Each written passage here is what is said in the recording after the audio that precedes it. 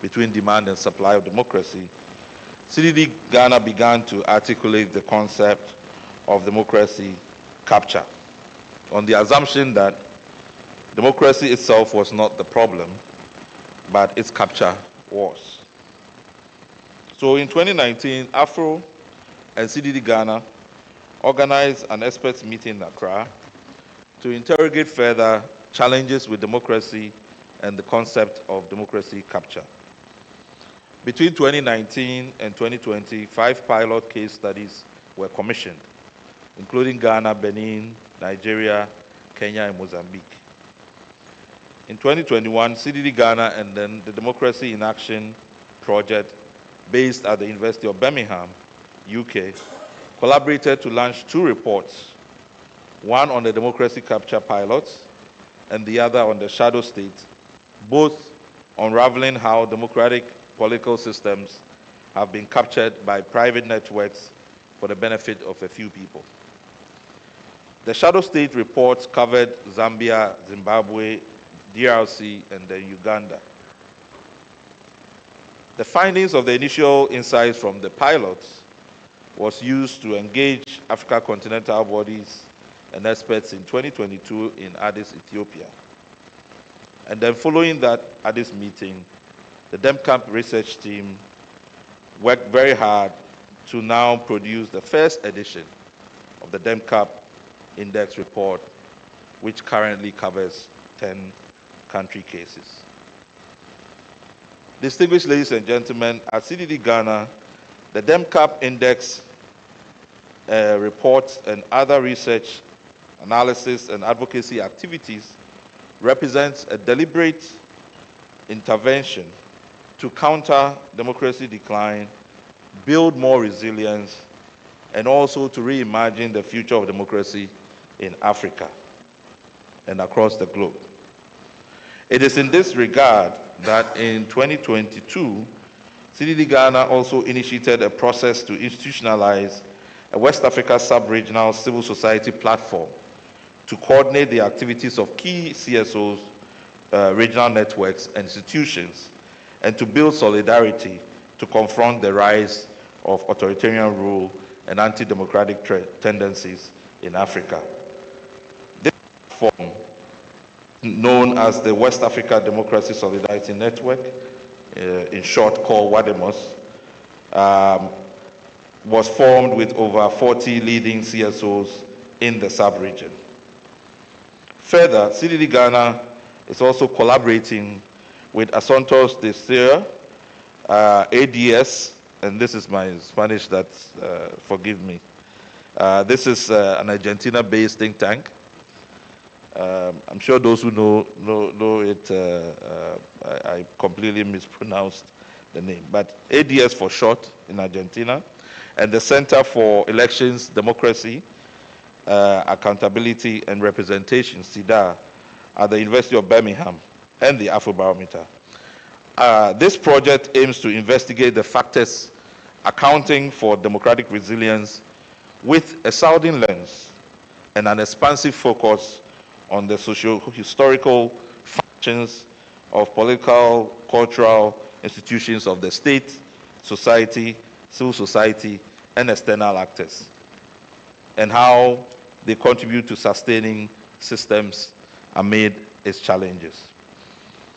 This research work is supported by the International Development Research Center, IDRC of Canada.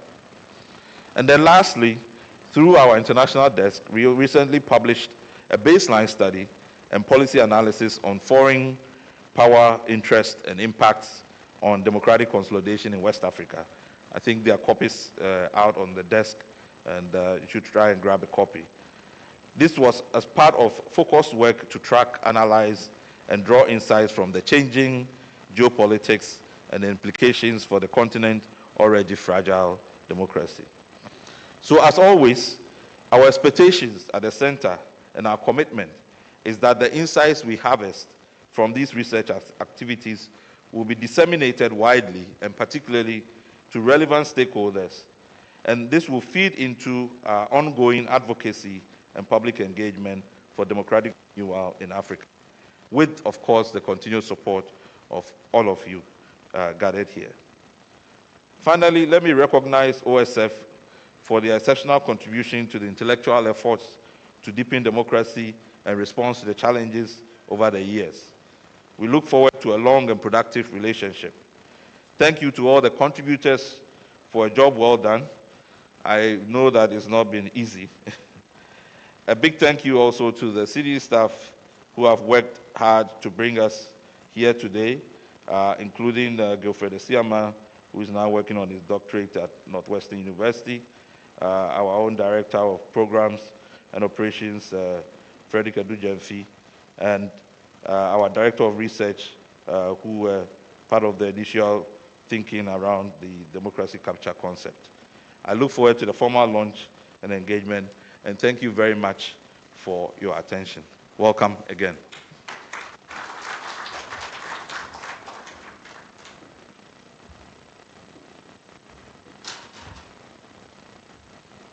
Thank you very much, Dr. Kojo Kumpuni Asante. Dr. Asante is the Director of Policy Engagement and Partnerships at CDD-Ghana.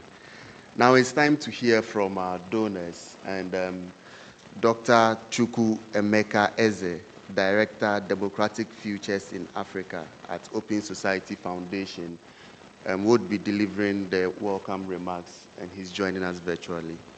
A round of applause for him, please. Thank you very much. I am really delighted to join you at the presentation of this report on Democracy Capture Index and to provide few remarks on behalf of the Open Foundation. Let me from the outset apologize for our inability to be represented physically at this meeting due to competing demands. I had conveyed the regrets of Open Society Foundation to my very good friend and brother Kojo. Dear friends, with increased decline in democratic ethos in many regions across the world, the launch of CDD-Ghana's Democracy Capture Report could not have come at a better time. Over the last decade, democracy has suffered major setbacks. Gains have been truncated, and new forms of illiberalism and autocracy continue to be entrenched.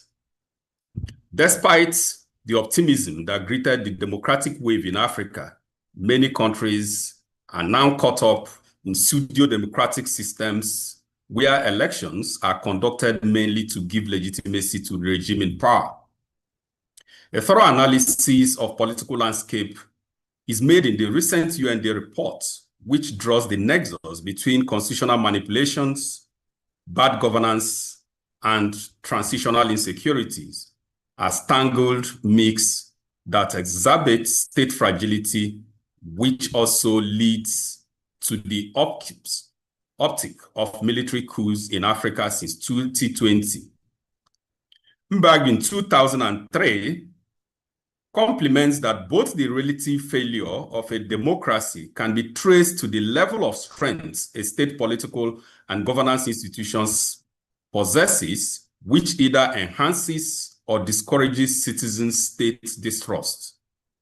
It constitutes the push and pull conditions that emboldens the military coups, as has been witnessed in the past few years in the Western, Central, and Eastern African countries of Mali, Burkina Faso, Niger, Guinea, Chad, and Sudan.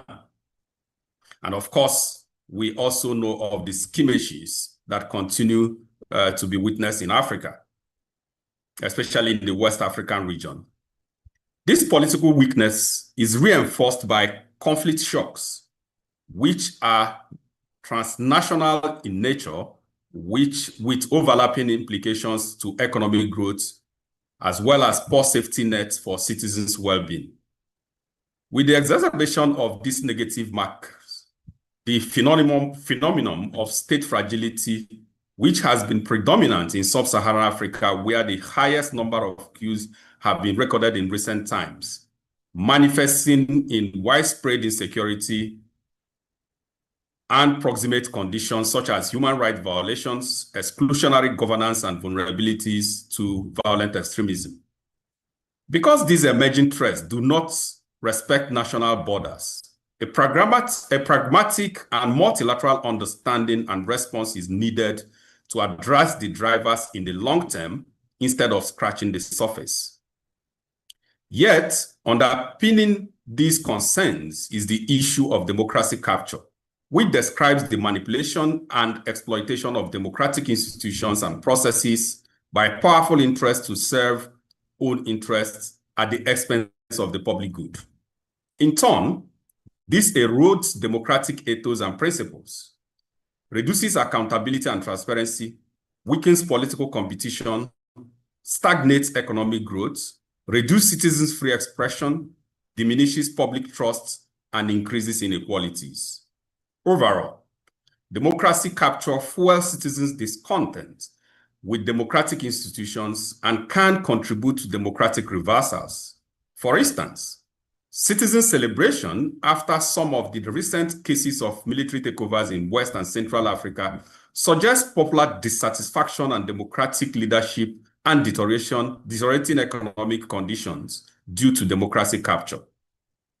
These issues underpin the importance of investigating democracy capture, especially as it relates to democratic consolidation in Africa. As a foundation working to build vibrant and inclusive democracies whose governments are accountable to their people, the Open Society Foundation is committed to improving Africa's democratic conditions and outcomes, and to ensure that democracy delivers to its people. It is for this reason that we have partnered with the Ghana Center for Democratic Development over the years along our democratic advancement programs. More recently, under the Future of Democracy, which Kojo already mentioned, we collaborated with CDD-Ghana to initiate and contribute to discussions and reforms that will ensure the revival and the recapture of democratic movements in Africa by highlighting the low movements of democratic governance processes and praxis at national and continental levels. Amongst our objectives for this project is to develop and publish 2 Africa Democratic Capture Index to access, monitor, and report periodically on a country-by-country basis the quality and performance of African democracies based on the degree of capture of democratic institutions and frameworks in the continent. Yet again, in 2021, CDD-Ghana launched the median DIM Camp report, which provided quality evidence on democracy capture in Benin, Ghana, Kenya, Mozambique, and in Nigeria. While the report indicated the varying extent of democracy capture in the focal countries, it identified that democracy capture was a significant concern in 5 countries. It also identified the disturbing and anti-democratic practice that legitimizes the monopolization of economic opportunities by small elites at the expense of the public in the focal countries. Consequently, the report called for a far greater attention to the challenge of democracy capture and proposed a range of political and legal steps that should be implemented to resist the capture of democracies in Africa. Over 3 years after the launch of this median report, we are gathered today to present another edition of the report. It is our belief that this report will enrich understanding of democratic capture in Africa and propose solutions to these issues that continue to undermine our democratic advancements on the continent. I'm therefore pleased to welcome you to this event as I congratulate the Center for Democracy and Development on this milestone. I also commend CDD-Ghana for the dependable collaboration with the Open Society Foundation over the years.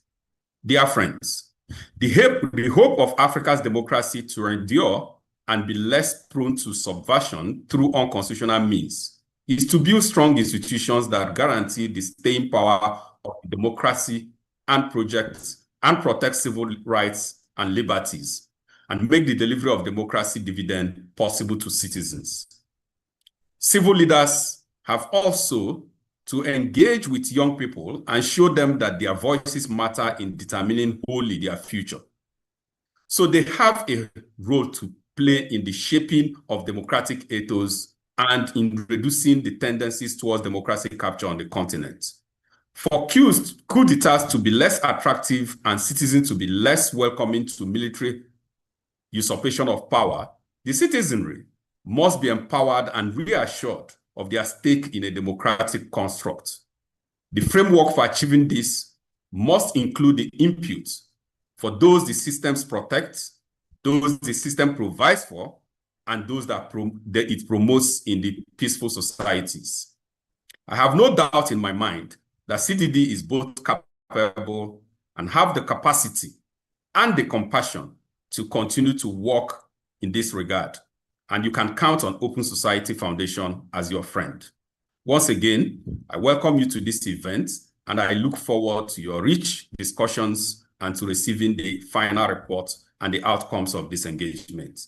I thank you very much.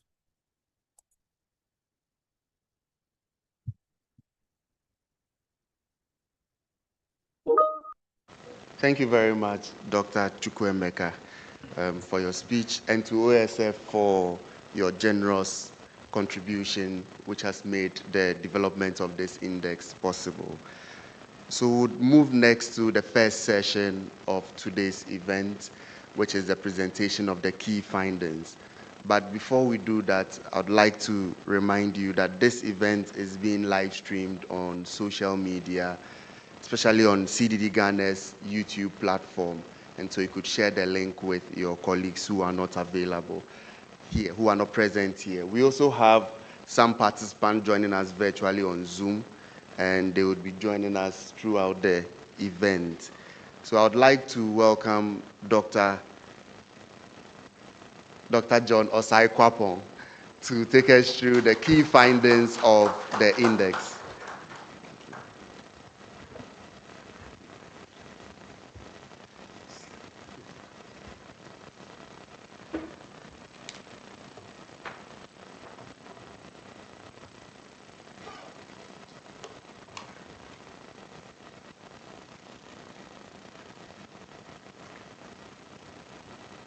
Good morning, everyone, and once again, thank you very much for joining us. I have the easiest job this morning of presenting the findings of the report. My colleagues, Profs. Bob and George, they have the more difficult job as the day goes on in answering all the questions that you will be throwing at us. So, thank you. All right. So, this presents our analysis of the initial findings of the Democracy Capture Index.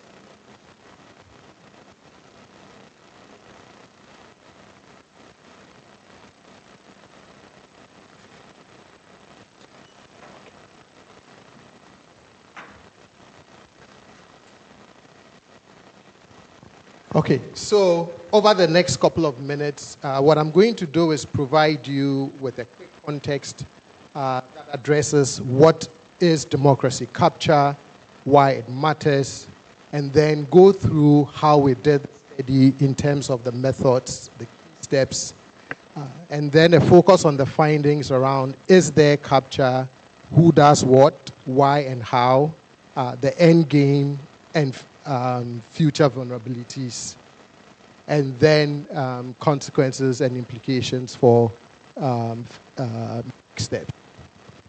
So with us to the context, understanding democracy capture. So as we note in the report, using a definition provided by Professor Jemabuedi in 2021, it occurs when a few individuals or sections of a supposedly democratic polity are able to systematically appropriate to themselves the institutions and processes as well as dividends of democratic governance. You would notice that particular words are highlighted in this definition. The overarching point here is that as you share the findings of the report, you would notice the intricate ways and even sometimes the complex nature of how democracy capture unfolds in some of the countries that we examine. But we also try at the conceptual stage to make some distinctions between what we mean by democracy capture and some of the language narratives that are common when we talk about issues of democracy governance in our region. So it's distinct from some of the legitimate democratic processes that we experience. So for example, if a given political party wins a landslide election and controls parliament, it is not democracy capture. However, it also has the potential, depending on what the winners do with that victory, can slip to that challenging territory.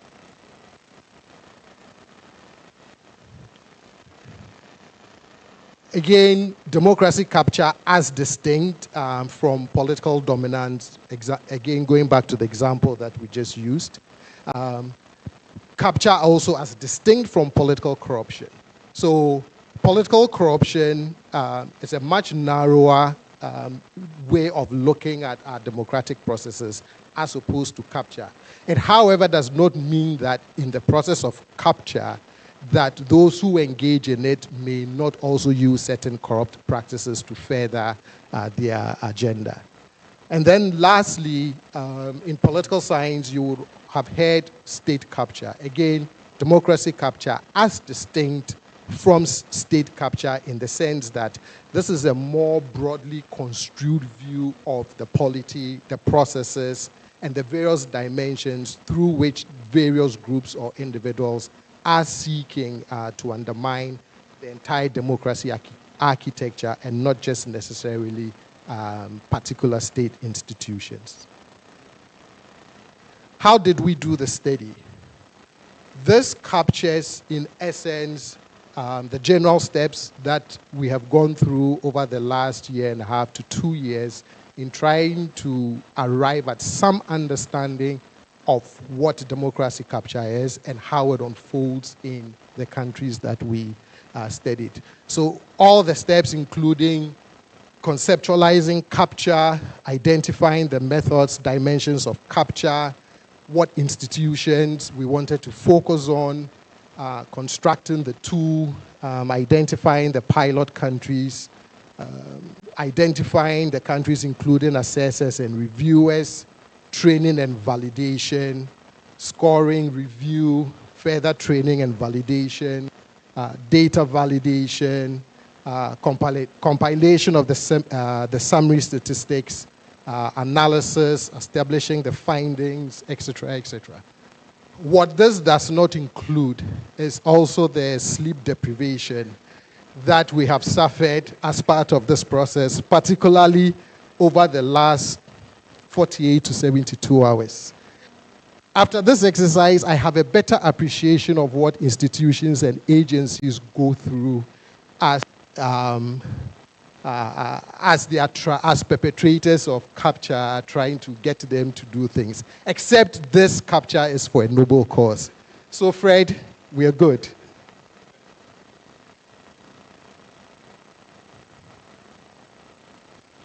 Who and what is covered? So we cover 6 types of agencies and institutions: vertical accountability institutions, horizontal accountability, policy making, enforcement, implementing and regulatory, as well as independent regulatory agencies.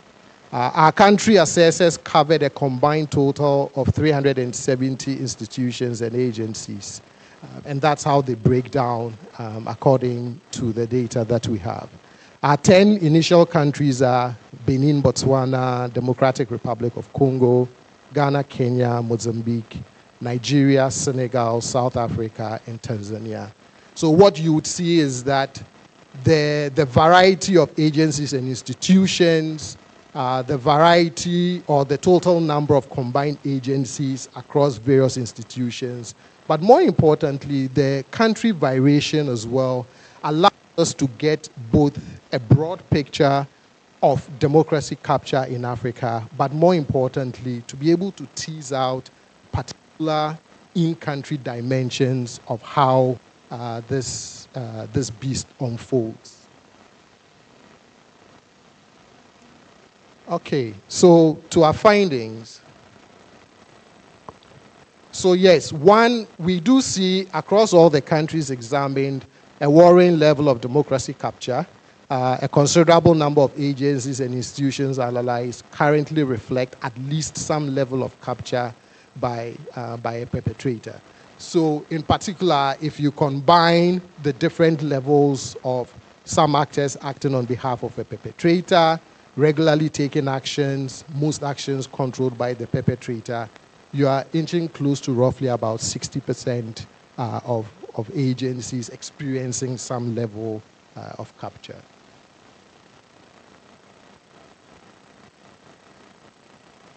If you combine those three categories that I talked about and look at the across-country variations, you see that it ranges anywhere from lows for countries like Botswana and Senegal to really high incidences in Benin, Tanzania, and the Democratic Republic of Congo.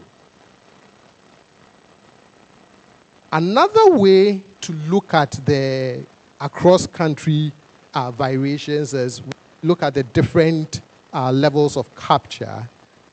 You would notice that for a given country, the percentage of agencies that fall within a particular level actually varies. So in the case of Botswana and South Africa, where it is some actions taken on behalf of the perpetrator, you see the difference for Kenya and Mozambique, where it is most actions, whilst for other democracies examined, it's regular. So again, it gives you another way of looking at how the countries vary from one another. The last way we also tried to look at finding two in terms of the country variations was to take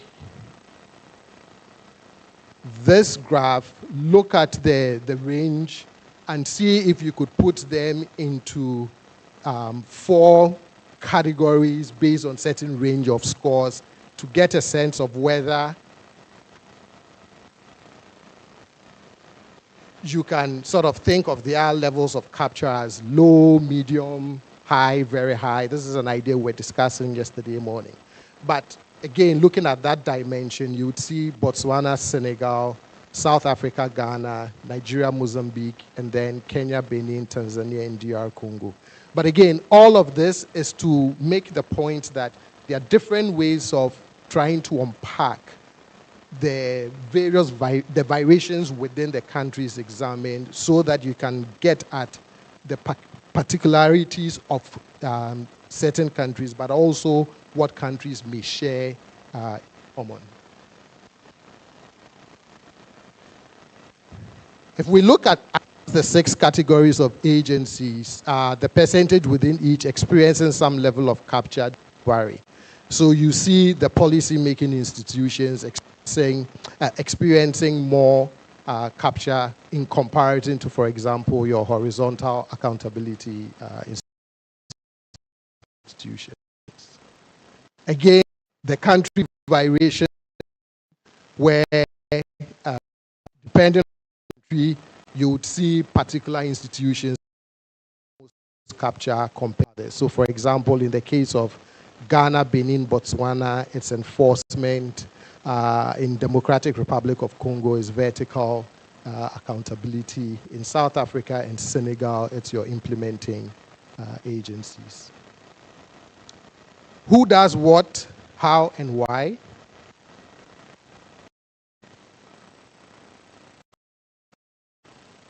Executive. In the index, it could refer to the president, prime minister, the CEO of a parastatal, the head of an agency. And when asked who is the main perpetrator of the various actions that our country assesses identified as actions of capture, we see that your chief executive across all of the countries tends to be the main perpetrator of democracy capture, with a couple of exceptions in the case of Ghana, Mozambique, South Africa, and Tanzania. if you look at it by the type of agency that we looked at, again, your chief executive emerges as the main perpetrator in trying to capture any of these types of agencies. Here with this finding, it is looking at the footprints of dissecting the perpetrators of capture, both by country and the type of agency that their actions are targeted at. And if you look at the color scheme, again, you would see that the footprints of the chief executive is quite dominant through the patterns, although other colors does point to the fact that there are other actors also operating or trying to engage in capture as well. Financial inducement is the primary tool used for democracy capture. But again, the regular presence of other colors such as yellow, political pressure, or brown, threat of removal from office, show that perpetrators used other tools in their capture efforts. So whilst one tool may dominate, there are other tools that are used in combination with others in the process of democracy capture. The primary goal of perpetrators is increased partisan control. The secondary goal is achieving material gain. So again, you see that the two colors, green, increased partisan control, and yellow, threat of removal from office across the 10 countries reinforces, material gain reinforces the two key goals of perpetrators.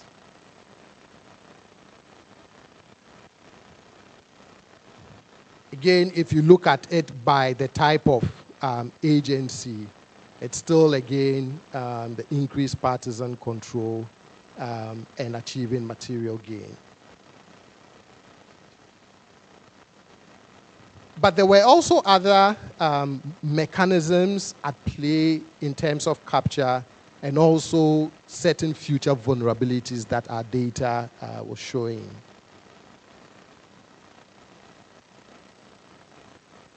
So overall, perpetrators want to use capture for 5 things, or the other sort of mechanisms through which they approach capture. So there's the issue of tender, limiting democracy, blocking reforms, covering up illegality, and implicating illegality.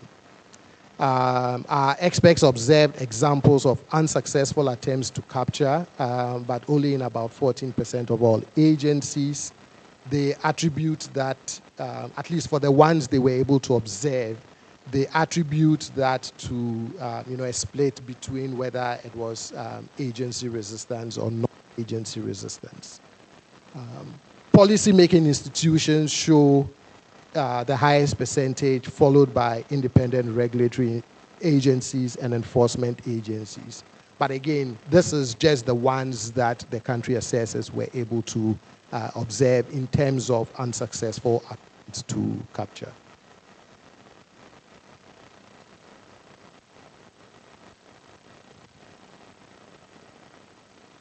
But the more you probe the data, the more you realize that democracy capture appears to work in very intricate ways if you look at all of the different dimensions that the country assessors were able to capture. So for example, if you look at tenders, business persons are the main perpetrators, using threat of violence as their main method for getting institutions and agencies to do their bidding.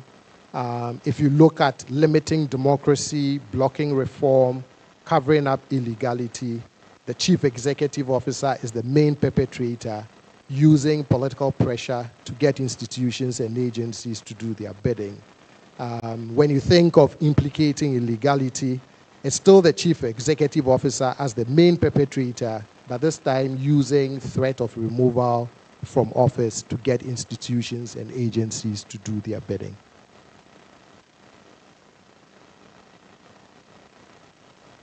The democracies examined remain very vulnerable to continued or future capture by perpetrators.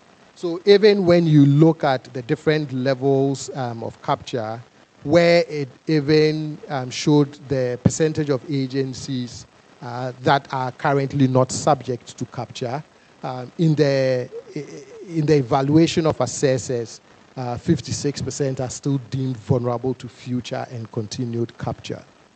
The top 3 institutions or agencies vulnerable to future and continued capture are policy making, vertical accountability, and implementing. The worrying finding here is that your vertical accountability institutions, because those include your civil society organizations, your media. So you can imagine those who try to play a fair and impartial arbiter role in our democratic spaces, experiencing capture from any of these perpetrators, and what becomes of our efforts to ensure that there is democratic resilience. Anywhere between 54 and complete 100% of agencies in a country's democracies are vulnerable to continued and future capture.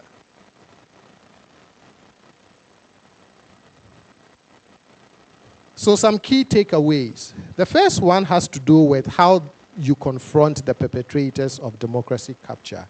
And here, that is where the way that the Democracy Capture Index has been constructed and the various dimensions that it tries to capture places you in a position to be able to devise strategies to ensure resilience and push back against capture. Which brings me to the second point of the twin utility of the democracy capture data. I think the ability so far using these 10 countries to unpack all the intricate ways in which democracy capture unfolds allows the end users to be able to do 2 things. One, you get a proper diagnosis of what's going on and what the issues are. But more importantly, it also enables you to come up with ways that are prescriptive. So you get your diagnosis, and in prescribing, you can then pinpoint exactly. So for example, in Ghana, where do you want to focus your democracy resilient efforts? Are you looking at your policy making institutions? And even at that institutional level, are there particular perpetrators you need to focus on? Are there particular strategies that you need to encounter? So if they are using political pressure, for example, how do you counter that, in a democratic polity to ensure that you can push back against attempts of democracy capture? We have 10 countries, so expansion of coverage would even give us more insights and also even confirm some of the things that we are observing, but also help us to even, document other things that the first 10 countries may not have been able to allow us to observe. Even repeating it for the first 10 countries to see whether anything has changed subsequent to the baseline that has been captured will be very important. Because there would always be additional analysis, because as I said, more you look at the data, the more you realize that the way democracy capture works is very intricate in such a way that you need further and further unpacking to be able to get to establishing some of the key ways, key patterns, key dimensions, and all of that. So definitely there will be additional analysis and additional types of reporting around what we are finding with regards to the democracy capture data.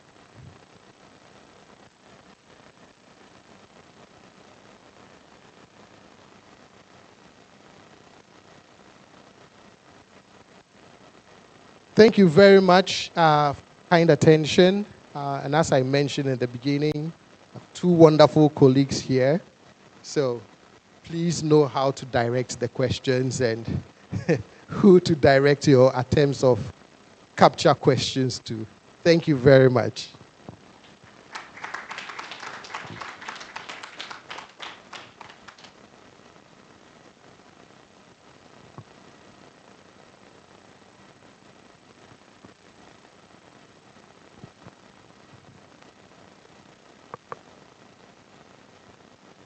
Thank you very much, Dr. Osai Kwapon, for the presentation. As you did the presentation, I was noting down a few things, so I have a question of my own. So we'll take a few questions now before we go on a health break. And so may I know how many people would want to ask questions now or any clarification, contribution? Okay, so I see Dr. Asante's hand is up. Who else? So 2. Okay, so we'll take these 2 for now, and then we'll come back. So Dr. Asante. Trying to exclude me from asking questions. So, thank you very much. So many questions, I think, for some of the findings that have come out.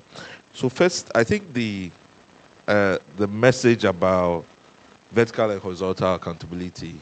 So, in a sense, there's less capture in terms of vertical accountability, but it's also more vulnerable to future capture. And then in terms of horizontal accountability, there's massive capture. But actually, if you look at the breakdown of the horizontal accountability, you can easily include all the other institutions of restraint, which is regulatory bodies as well as independent regulatory bodies, maybe excluding the implementing bodies. And if you begin to add all of that, that means that really the entire horizontal accountability chain is significantly impacted by capture. And I wanted to get your thoughts on that. And then maybe I think there will be more discussion on the case by case. So, I mean, there are questions around some of the Ghana part, but we'll look at that again. There was a question around the finding around the tenders and the use of violence as a sort of a primary threat. Maybe if we can expatiate on that a little bit, we'd be grateful. Thank you. Okay. Take to you, Dr. Gariba. Thank you very much, and good morning. My name is Maurice Nyambe. I'm coming from Transparency International, Zambia. I have 2 interventions to make. The first is a comment, and then the second is a question. And the comment really stems from the finding that was shared, and it's a brilliant research, by the way, which was highlighting the main perpetrator as being the chief executive or the president. I think for me, this really just drives home the point that has been underscored in various studies that we have done even on our own as an organization, just highlighting how powerful the presidency tends to be in Africa. So I'm fascinated to see that particular result, and I think it's something that I'll be taking a lot more of even as we go on. But my question is, I wanted to find out whether the study made a distinction between the internal factors as well as the external factors that underpin democracy capture. And I'm interested because I believe that, I don't know, maybe the situation would be different if you look at the 2 factors, internal and external factors. Is it always internal factors at play? And how does the picture look like if you bring in external factors when it comes to democracy capture? So I thought maybe you could speak a bit more about that. Thank you very much.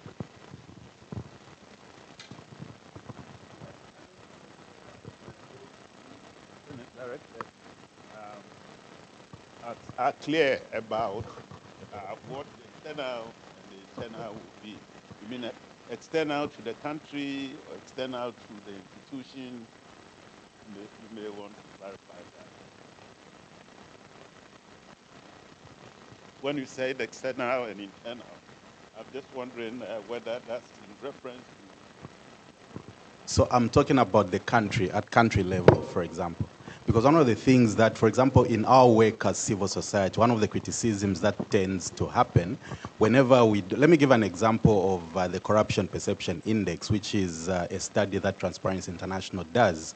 And every time we release the CPI report, the criticism, particularly from government, is that this is an external research and you are being influenced by external actors. So it's in that context that I wanted to just get a bit more of an understanding with regard to this particular research.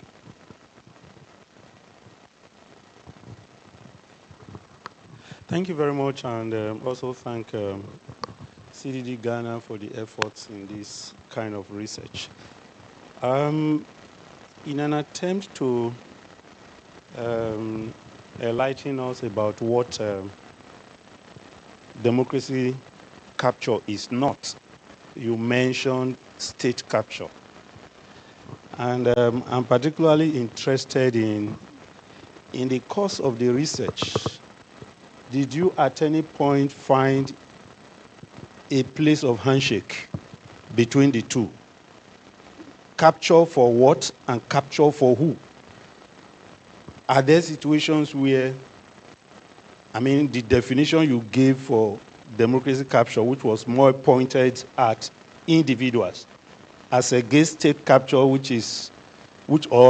every time we also like look from the perspective of institutions. Is there a point of handshake between the two, especially in looking at the peculiarities of the 10 countries you reviewed? It would be nice to hear from you. Thank you very much, Dr. Gariba. We'll take the first three and another round. And so, Dr. Osborne, ball is in your court.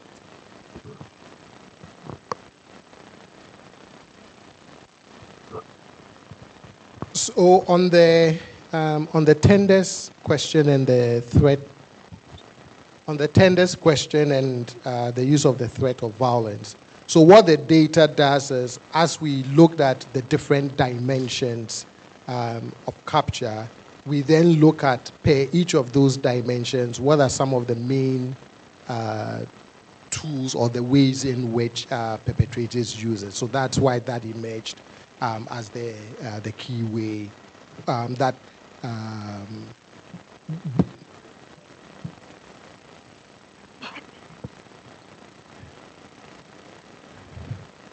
essentially, well, but just that we asked just to code it as threat of violence, right, without specificities in the index itself.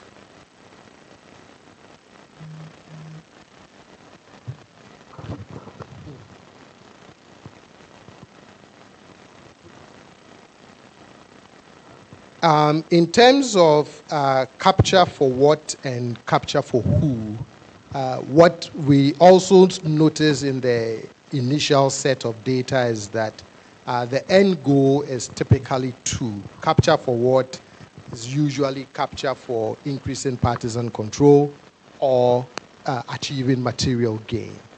In terms of capture for who, again, if you look at it from the perspective of the main perpetrators, then you would see that across the different countries or across the different institutions that we examine, you tend to see the chief executive officer as the main who behind these attempts at state capture, at democracy capture.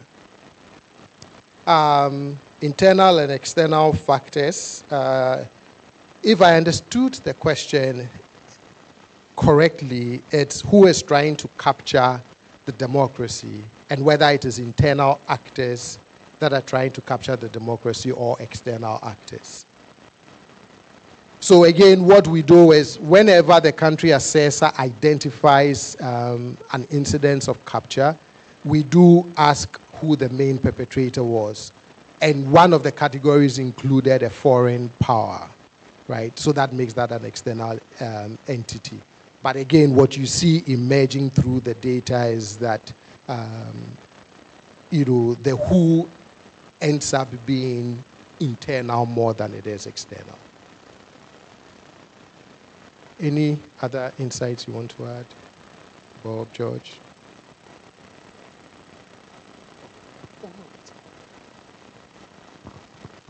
Yes, exactly. If ultimately everything the capture is for the chief executive, in what sense would you delineate democracy capture, or would you still go ahead to separate democracy capture from state capture? I know you already had underscored the fact that one is broader in terms of conceptualization.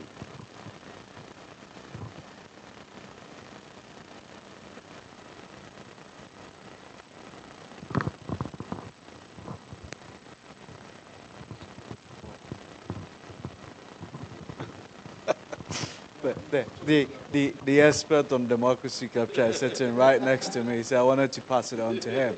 But I think the two key things that we want to distinguish here is the fact that state capture, it's a bit narrower. It's like using the machinery of the state for either partisan control or material gain or other forms of um, executive aggrandizement that comes with using the state, and it borders on corruption and stuff like democracy capture.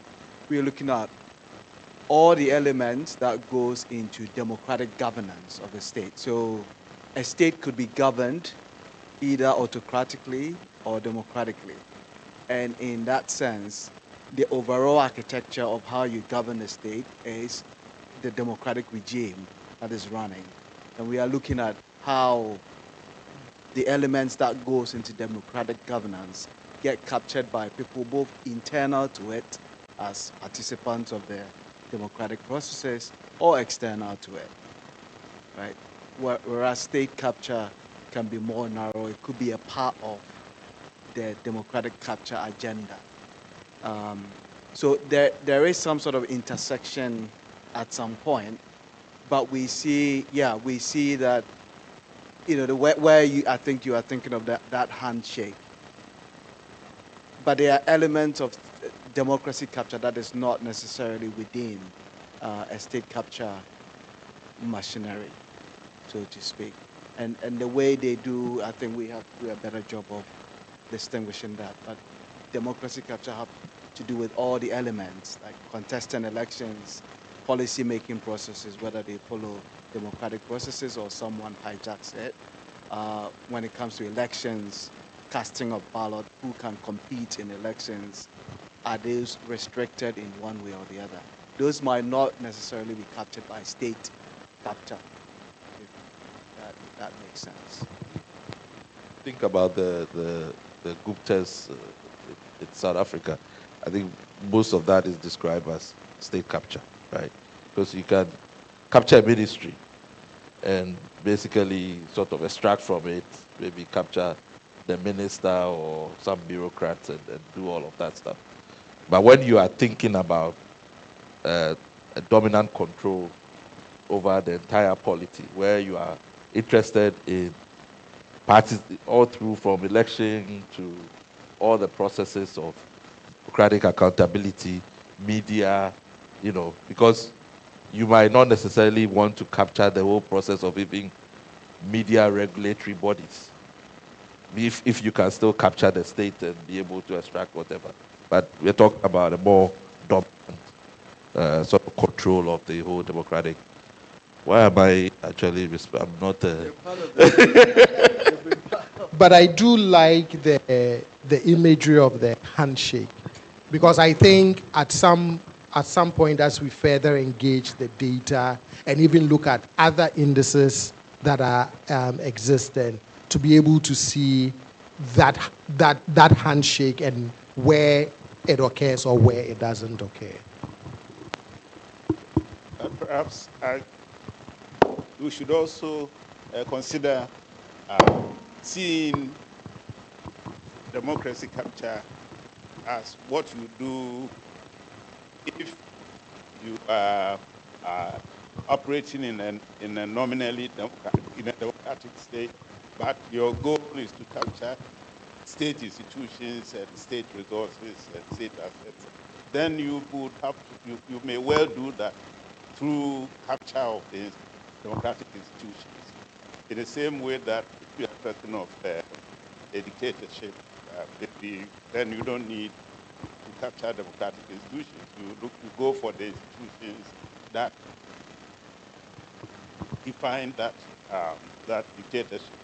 Or if it's a theocracy, you do your capture through the religious institutions that underpin that state.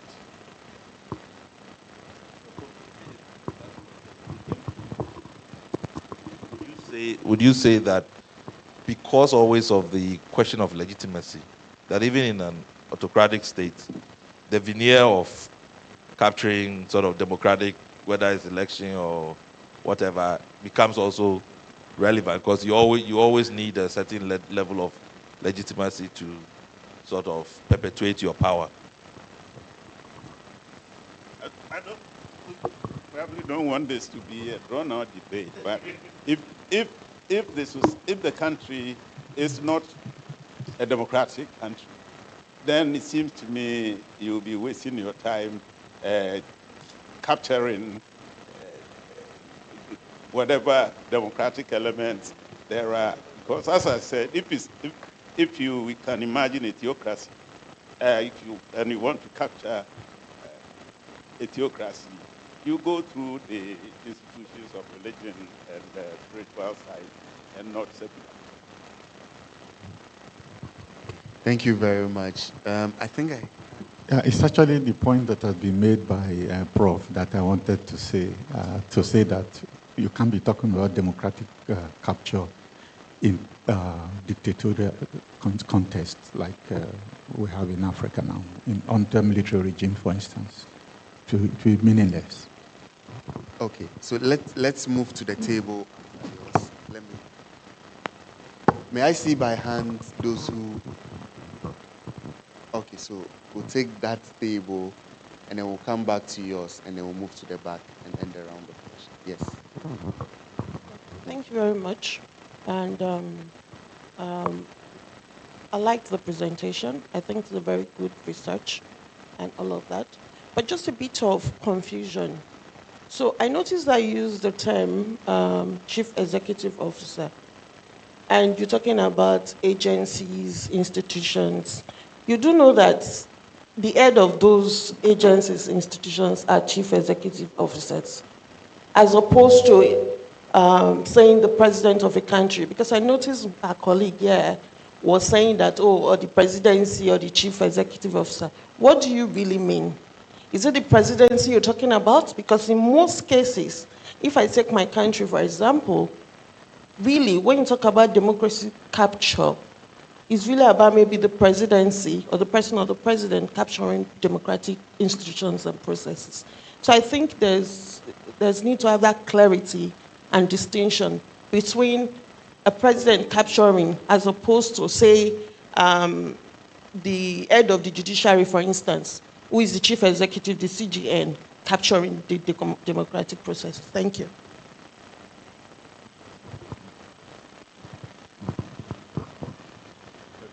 The answer is that it's the president of the prime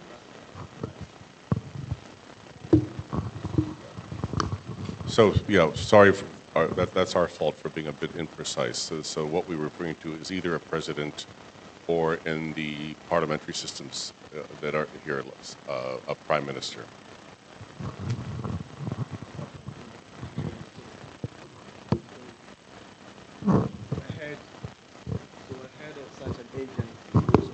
Chief executive can be a perpetrator of democratic capture, right? But in this case, the category chief executive refers to either the president or the prime minister, the head of state.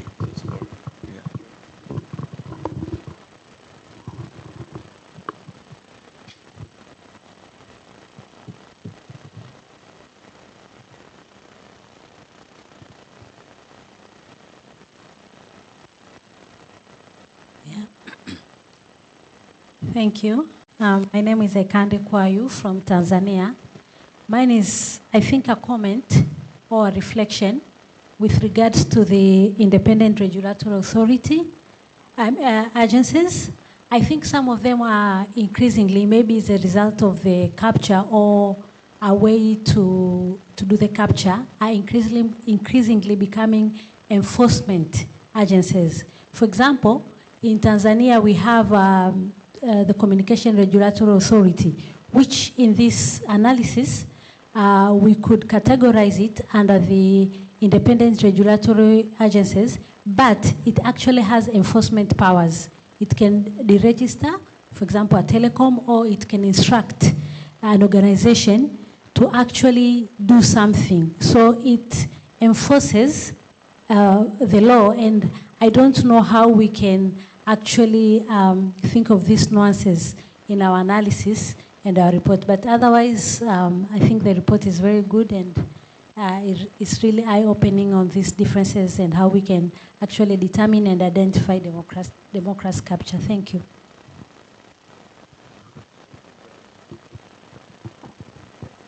Into this table.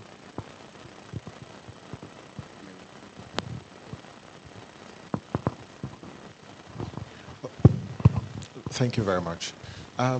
So in the course of the presentation, references were made to instances where institutions exhibit some form of resistance.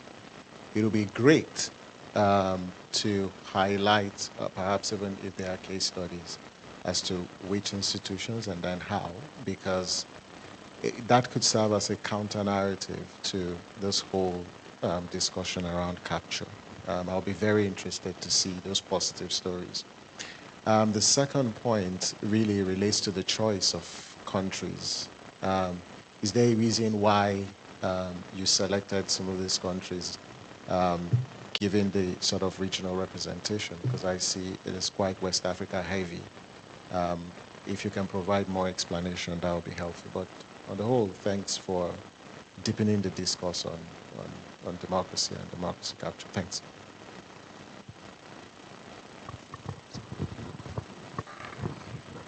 Ok, merci. Moi, je viens du Bénin. Mon nom, c'est Chabi Moro Azizou. Je viens de l'Institut pour la gouvernance démocratique. Alors, les présentations sont claires, en tout cas pour ce qui concerne le Bénin. Et la photographie, elle est nette, disons ça comme ça, conforme à la réalité.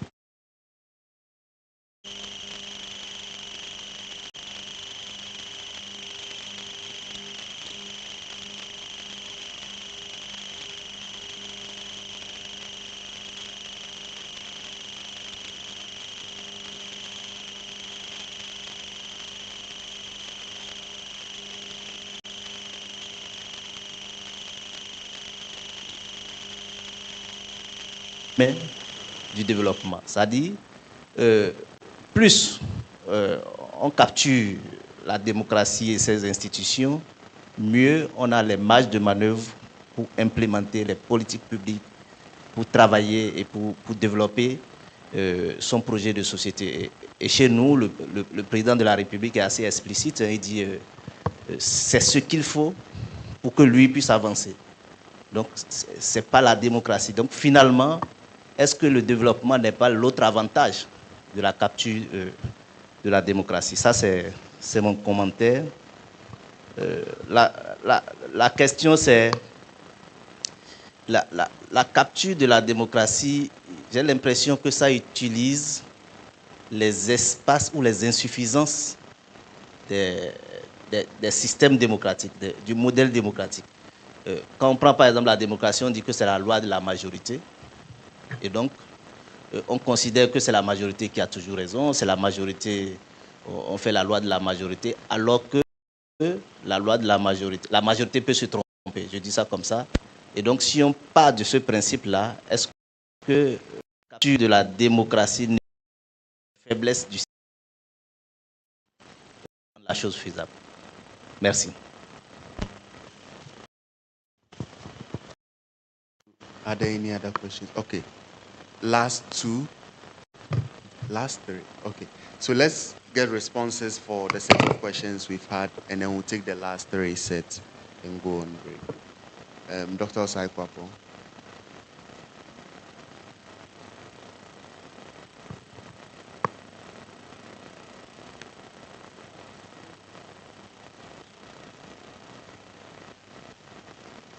So on the comment about about the resistance, which institutions and how do they resist? That's well acknowledged, because you're right. When you move beyond just understanding capture and the way it works to how then do you counter it, some of those success stories can serve as templates of how you replicate successful cases of resistance. Democracy capture, talking about the case of Benin as a vehicle that brings about development, and perhaps it is the exploitation of the loopholes in the democratic dispensation. I think the way we conceptualize democracy capture and the intent behind the actions of those quote unquote identified as perpetrators, you would notice that it is not for the purpose of development, but rather to serve some narrow personal or partisan interest. So whilst they may be able to tap into certain loopholes that they may identify in a particular agency or institution, the ultimate goal of perpetrators is not one that we classified as a positive thing, right? That they are not seeking to bring about quote unquote good things. Or even if it's something good for themselves, at a more personal level. So that's where we, in our conceptualization, capture cannot then become a vehicle for bringing about development. Country choices. Why we selected these 10 countries.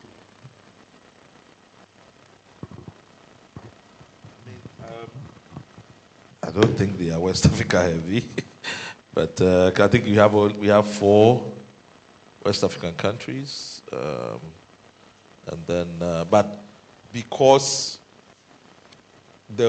I think in the initial conception of capture, there are so many different historical, political factors that we wanted to bring in. I mean, you take the liberation countries in the Southern Africa, you take, sort of military transitions, you take colonialism, then you're thinking language, you're thinking, so it was in that sort of breadth. I mean, in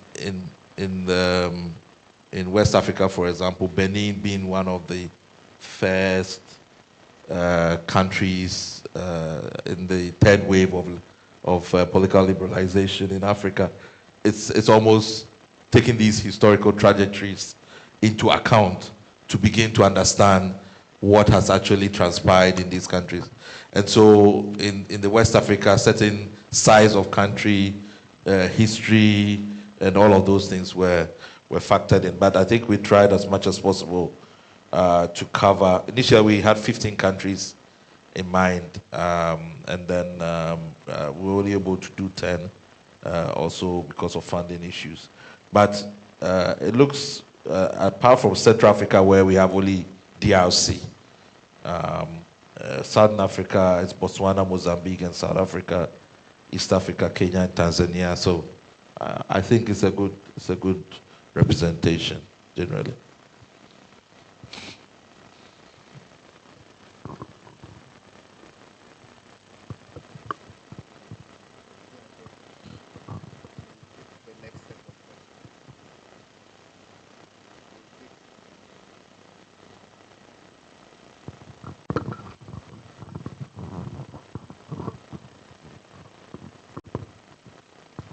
Thank you. Thanks very much for this really excellent report. My name is Thembile Mbete from the Public Affairs Research Institute in South Africa. I wanted to ask 2 questions, or make a comment and then ask a question. The comment is around this idea of state capture versus democracy capture, and I'd heard a comment about the Guptas in South Africa. It seems to me that there's almost that state capture could be thought of as a stage of, or a kind of democracy capture, because the Guptas tried. It's not that they didn't try to capture the media, regulatory institutions of the media. I mean, they bought a newspaper, they took over the government, the government communications agency, they tried to install their own people into the media regulator. They tried to have their, they actually influenced the appointment of a number of the public prosecutors, the National Director of Prosecutions. They thought they had influenced the appointment of the public protector. They were wrong. So, I mean, they tried. They tried to influence the state intelligence agency. And there's a whole lot of things that they failed on as far as capturing the whole of the democracy, that then allowed their collapse, right, and the resilience of the democracy. So I wonder about that in a democracy, to capture, you do try to capture all of those institutions, right? And you can succeed or not succeed. But it seems to me that the Guptas didn't, it wasn't for lack of trying that they didn't do that. The second thing is I wanted to know how you defined influential persons versus business people, and then those relationships with political parties. Because certainly in a place like, so for South Africa, the business people who are influential through the ANC often. And there's all sorts of links, right, between through the ANC, also through the DA, where it governs. There's all sorts of relationships between business people and political parties. And so how were those defined? Also, what's the difference between influential persons and business people? Yeah, those were the two comments and questions that I had. Thank you. Thank you. My name is Alaka Babu, and I'm from the African Leadership Center. I have two questions. The first is the comparison of this result with the wider democracy quality index, and there appear to be some counterintuitive results. For example, Mozambique tends to score better than Kenya and Tanzania. This could be, in one sense, the strength of your model, in the sense to capture something that other approaches didn't capture. But it also could be a weakness in the sense that maybe the comparison and how the rigor of that design maybe there is a weakness there. So I wonder if you reflected on that issue when you see this result. The second issue is in terms of policy prescription emerging from this report. The report is based on the performance of this institution in the past 2 years. And during this period, I mean, some country might have election, or there might be other events that affect whether the binding apply for the coming, I mean, for the future, because policy prescription ultimately are about the future. So did you anticipate such possibility, or I want your reflection on this point? Thank you. Thank you very much. We'll take the last question. Oh, okay. So just let me accent to the last two. Yeah, thank you very much. I think first and foremost, I should congratulate CDD and his partners for coming up with this very important pertinent research. To me, I think this is extremely important piece of work, and it pretty much resonates with some of the trends that we observe in some of our countries. I'm coming from Tanzania, and in our country, we've also been observing the shrinkage of democratic space for the past 10 years or so. So this is very pertinent. One thing that I'd like to comment, maybe for further thinking, is as to whether we can be able to frame this kind of work in terms of the magnitude of the damage these tendencies they have at the economy. I'm working for a local think tank, and I'm always engaged with the policymakers, being the National Planning Commission, being the Parliament, etc. And therefore, every time when you are intending to make this kind of discussions, if you can be able to frame around this is the problem, and it may cause this level of damage to the economy. For example, I'm an economist, I'm sorry, so maybe I can also speak from in terms of the economy. Maybe some of the targets that we have for development, they may not going to be able to be attained.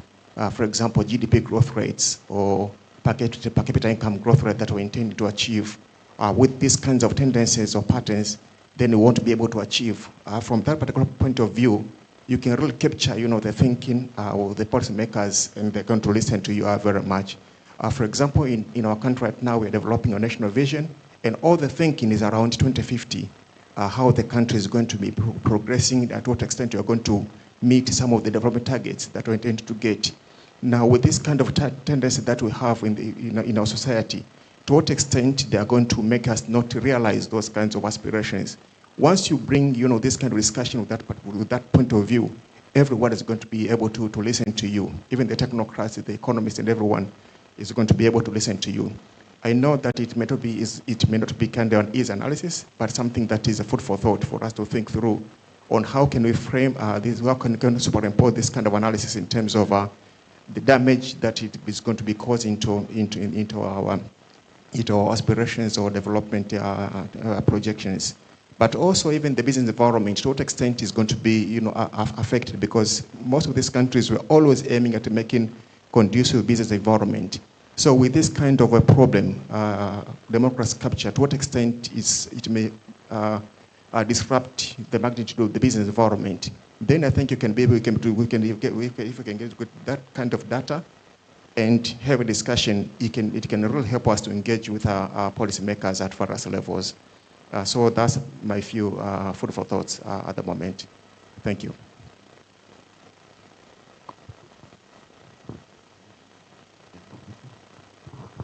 Voilà, merci. Bonjour tout le monde. Mon nom c'est Dr Latirtine et je suis de Gorée Institute du Sénégal. Ce que je voulais juste dire, c'est un peu faire la différence entre l'homme politique et l'institut, ou l'institution politique, si je peux le dire ainsi. J'ai vu prendre l'exemple du Sénégal. Je ne sais pas la période qui a été couverte par l'étude qui a été réalisée, mais si on prend l'exemple du Sénégal, Obama disait il y a quelques années que l'Afrique n'a pas besoin d'hommes forts, mais d'institutions fortes. Mais il ne faut pas oublier que c'est les hommes qui font les instituts. Aujourd'hui, si on prend l'exemple du Sénégal, je donne juste deux périodes. La période avant l'alternance et la période après l'alternance. Il s'est passé qu'il y a beaucoup de changements qui ont eu lieu. Et pourtant, à part les hommes qui gouvernent, il n'y a pas de changement dans le système politique, dans le modèle démocratique du Sénégal. Je donne juste un exemple, deux exemples. D'après Civicus, en 2003, le Sénégal avait une note de 31 sur 100. Et après l'alternance, c'est passé à 40 sur 100. D'après Reporters sans frontières, on a gagné 20 points entre 2023, début 2024 et 2025. Et pourtant, rien n'a changé, à part les hommes qui gouvernent le Sénégal. Maintenant, ceci dit, il y a quelqu'un qui l'a dit au début que la démocratie en question n'a pas de problème. La démocratie n'a pas de problème. C'est ce que les politiques font de la démocratie qui pose le problème. Maintenant, est-ce que, par exemple, vous avez fait le nexus entre le système ou bien l'institution démocratique et les hommes qui incarnent ces institutions-là? Je pense que le problème, ce n'est pas le modèle démocratique qu'on a, mais c'est les hommes qui incarnent ces institutions-là. Parce qu'au Sénégal, je prends juste un exemple, ce qui a sauvé le Sénégal, si on peut le dire ainsi, c'est le Conseil constitutionnel quand il a rejeté la décision de l'Assemblée nationale qui a été confirmée par le président de la République, à savoir renvoyer les élections en décembre 2024. Je pense que cette décision de rejeter, du Conseil constitutionnel de rejeter cette décision du président de la République a sauvé le Sénégal. C'est une institution, c'est vrai, mais c'est les hommes qui incarnent l'institution qui ont pris leur entière responsabilité de dire que pour sauver le Sénégal, voici la décision qui a été prise contre la décision d'un président de la République qui les a élus, et ça a sauvé le Sénégal dans une certaine mesure. Donc, l'étude, est-ce que ça a fait le nexus entre les hommes qui incarnent ces institutions-là et les institutions démocratiques elles-mêmes? Merci beaucoup. Thank you very much. I know I said this is the last question, but kindly permit me to take two final questions and then we'll go on break. We are not doing well with time, and so kindly make your contributions and questions very brief.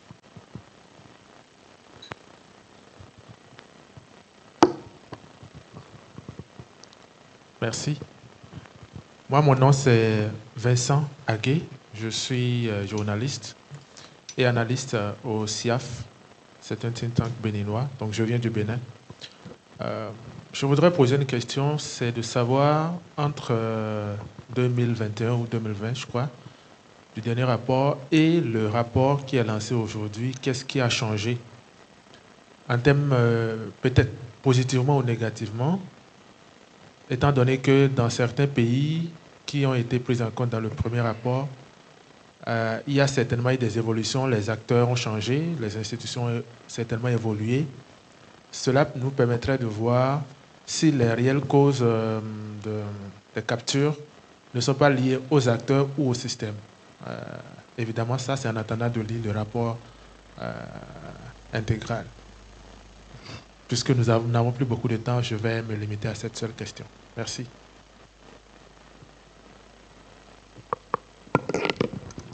Okay, thank you so much. Mine's just actually like a quick reflection on the question about actually measuring what you're measuring. So I think it's important for like the validity of your answers, basically, and the conclusions that you draw from them. So an individual, for instance, maybe answering questions or giving reflections on both state capture and democracy capture. But you as a researcher, you're trying to make a distinction between them. But what they're telling you or what they're answering or what you're capturing is actually like an interaction between the two of them. And like I like the answer that the other lady, I mean the question or concern the other lady raised about like probably just studying them as a continuum between what is happening at the state level and how it's reflecting at the democratic institution or like the institutional level.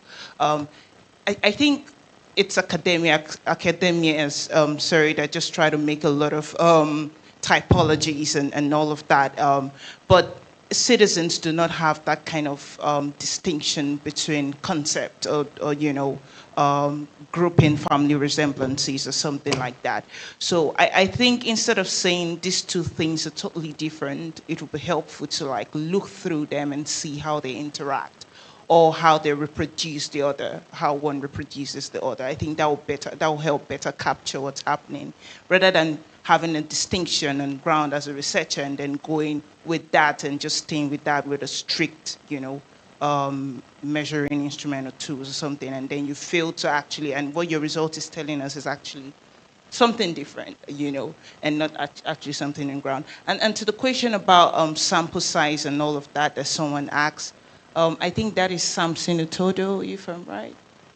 Okay, great. Nice to meet you, chat leader. So I think it's important to also pay attention to the sample size and because I feel like his answer is really great, but I feel like the conclusions you're making are actually probably helpful for pilot analyses or like just try to understand what's on ground instead of making generalizations across the region from a particular case study.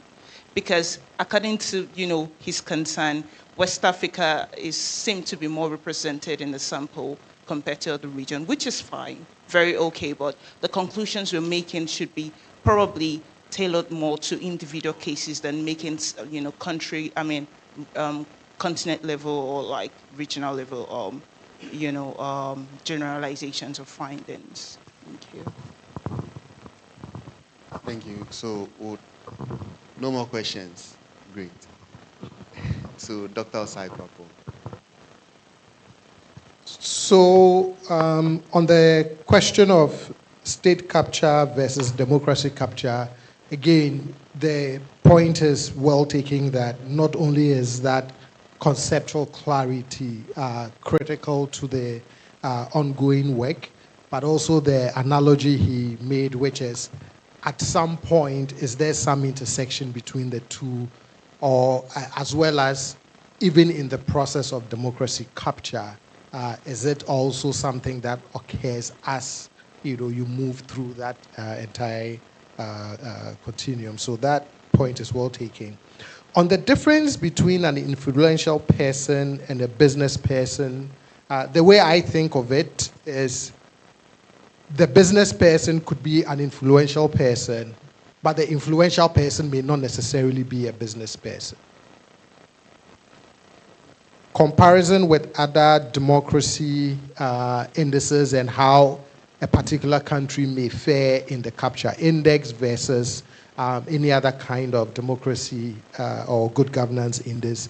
So in making those comparisons, I think what we have to keep in mind is what each of those indices are trying to measure and what they're trying to gauge.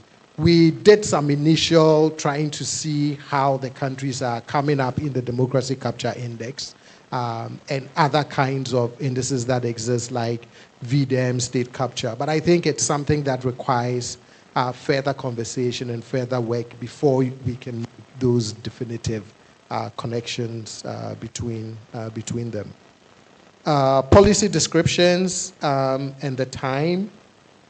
And the time lapse.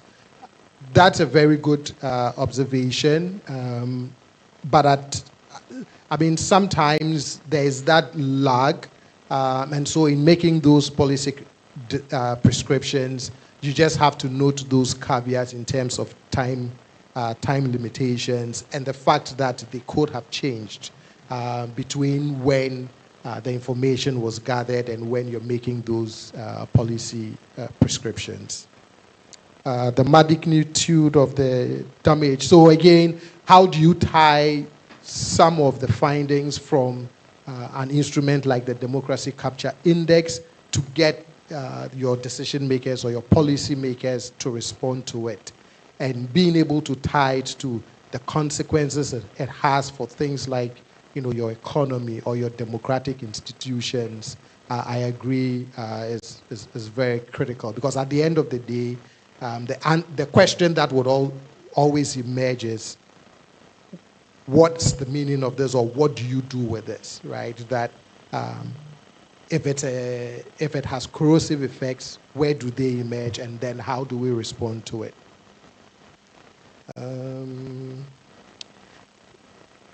Politicians, institutions, and the fact that democracy is not the issue. I mean, we do agree, right, that the thing that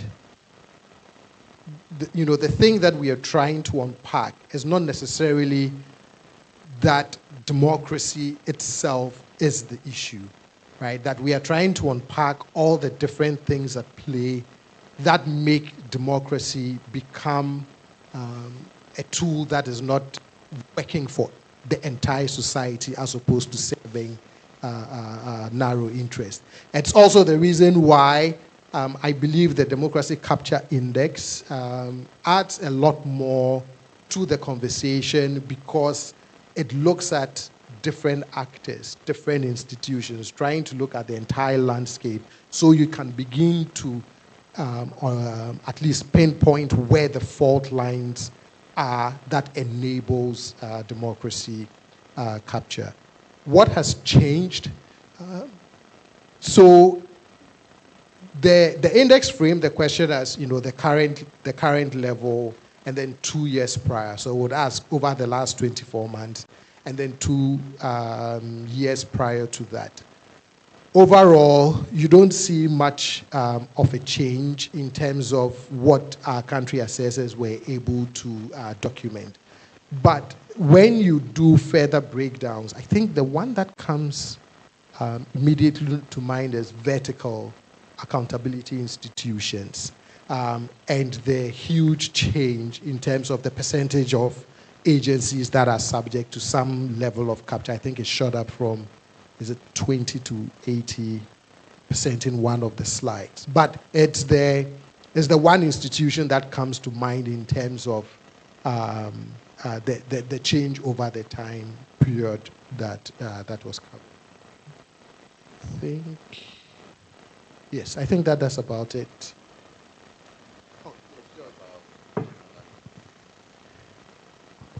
Oh yes, the point about generalizing the findings. You're right. We have 10 cases from a couple of different parts of the continent.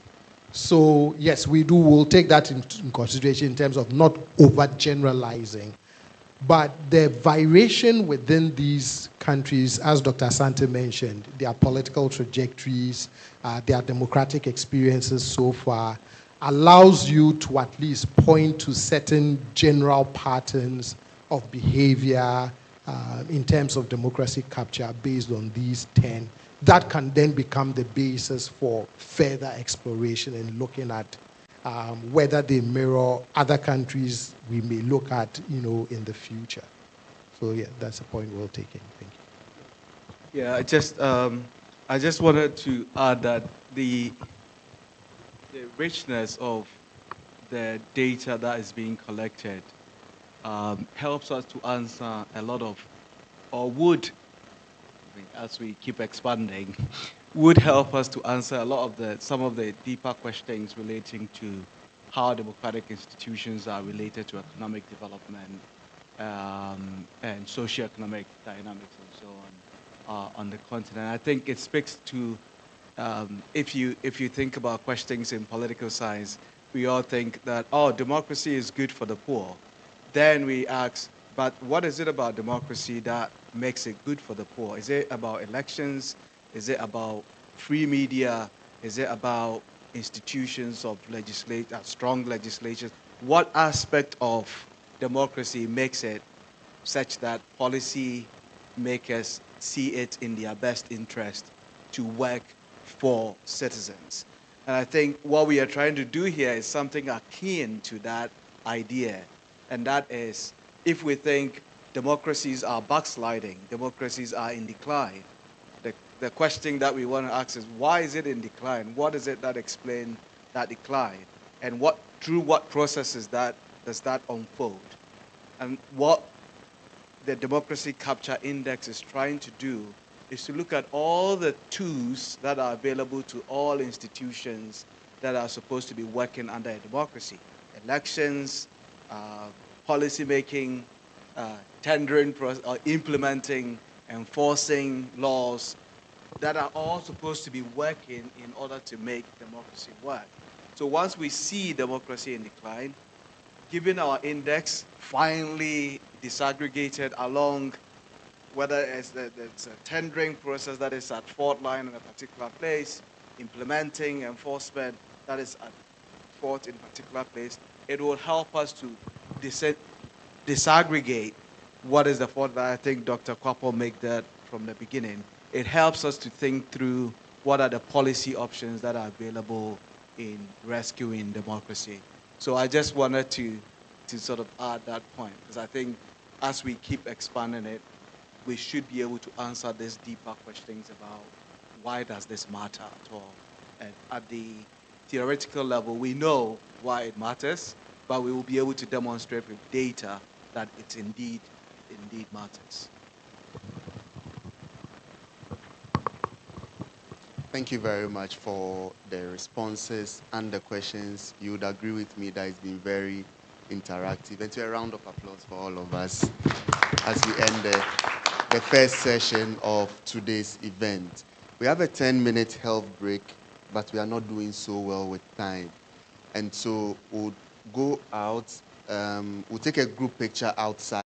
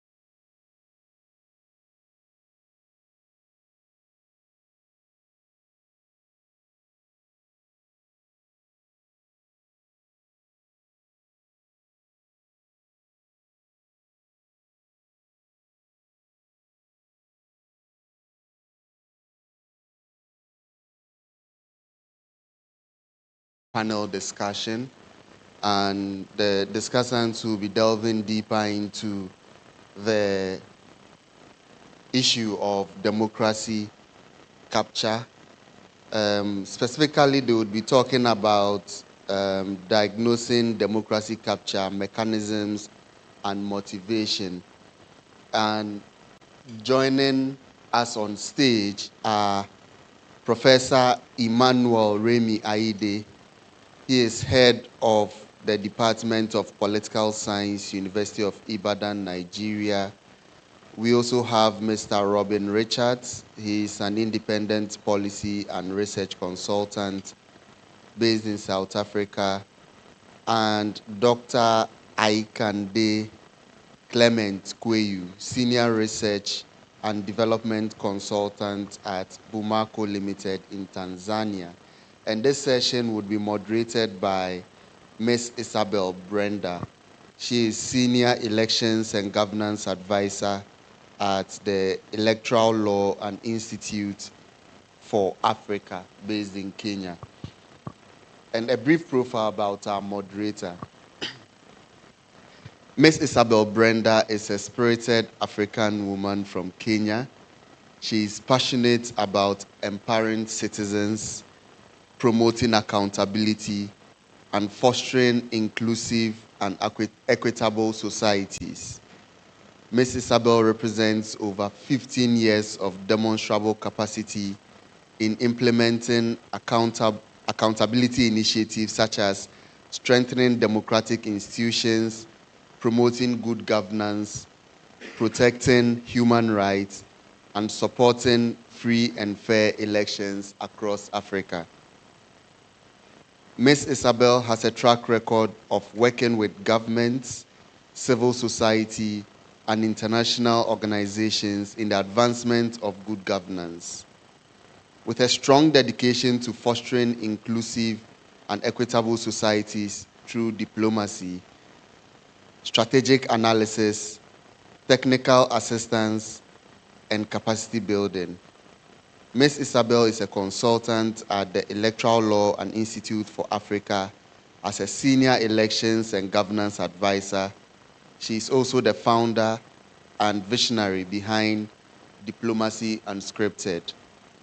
Diplomacy Unscripted is a dynamic podcast that brings diverse perspectives, thought-provoking discussions, and insightful analysis from diplomats, policymakers, civil society, and experts.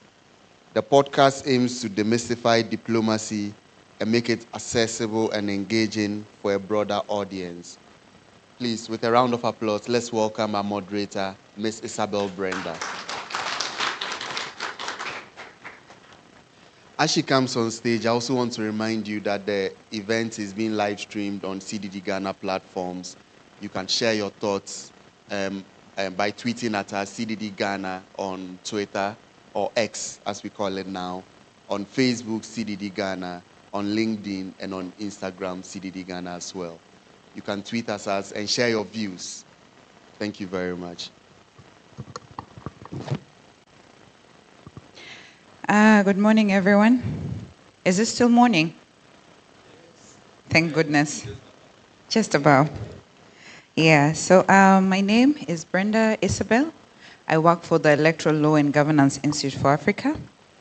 I have been introduced, so I will, stay away from saying too much about myself and maybe just give a broad perspective of the panel that is just about to speak to you this morning.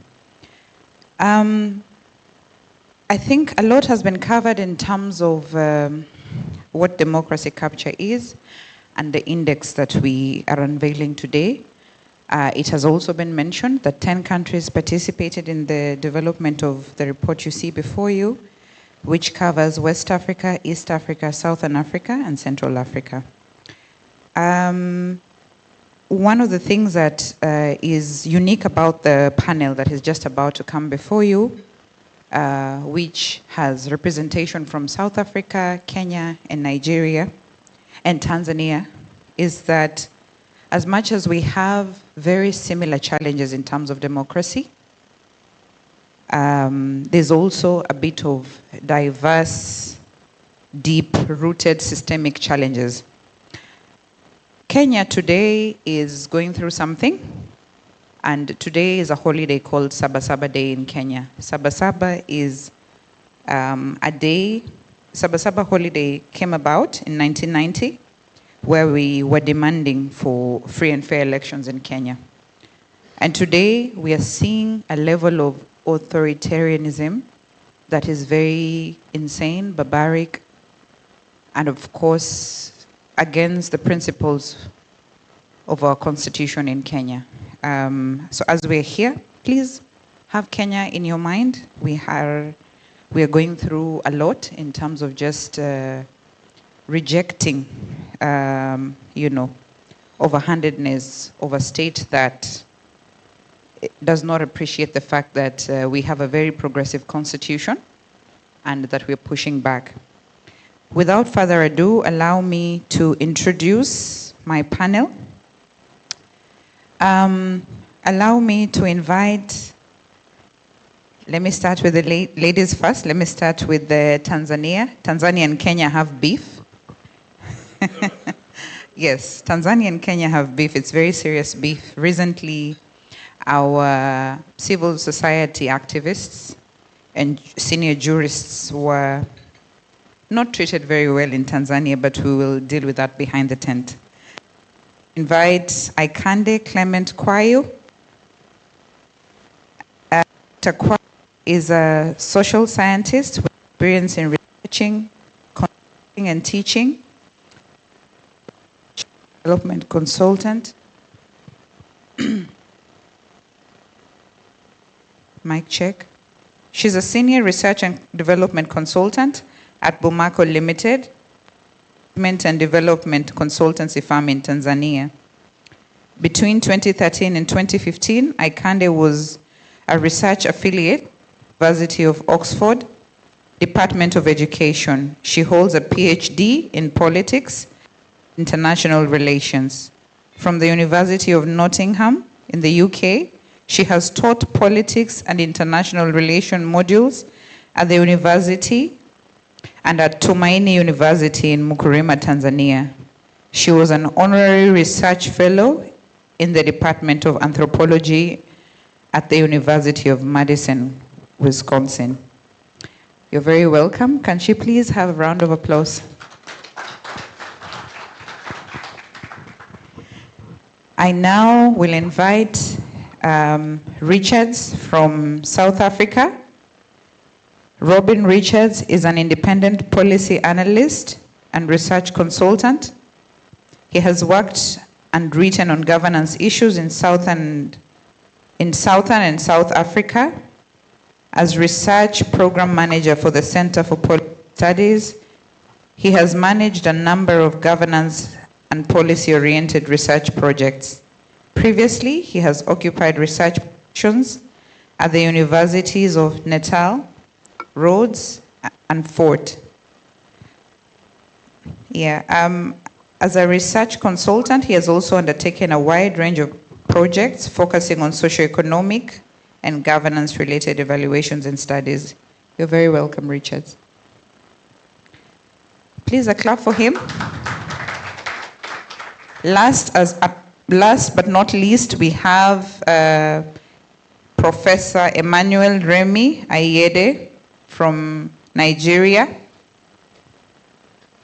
Professor Remy is a professor for political institutions, governance, public policy at the University of Ibadan, and an extraordinary professor at the School of Public Management and Administration, University of Pretoria. He is also a fellow of the Pan-African Scientific Research Council and previously served as a research and policy uptake lead at the Partnership for African Social and Governance Research. From July to December 2023, he's been working in Nairobi as part of the African Social Governance Research Program. He is also the head of Department of Political Science, the Sub-Dean and Faculty of Social Sciences, and coordinator of the Leadership and Governance Program at the Center for Sustainable Development, University of Ibadan. Kindly, can we have a round warm of applause for Professor Remy?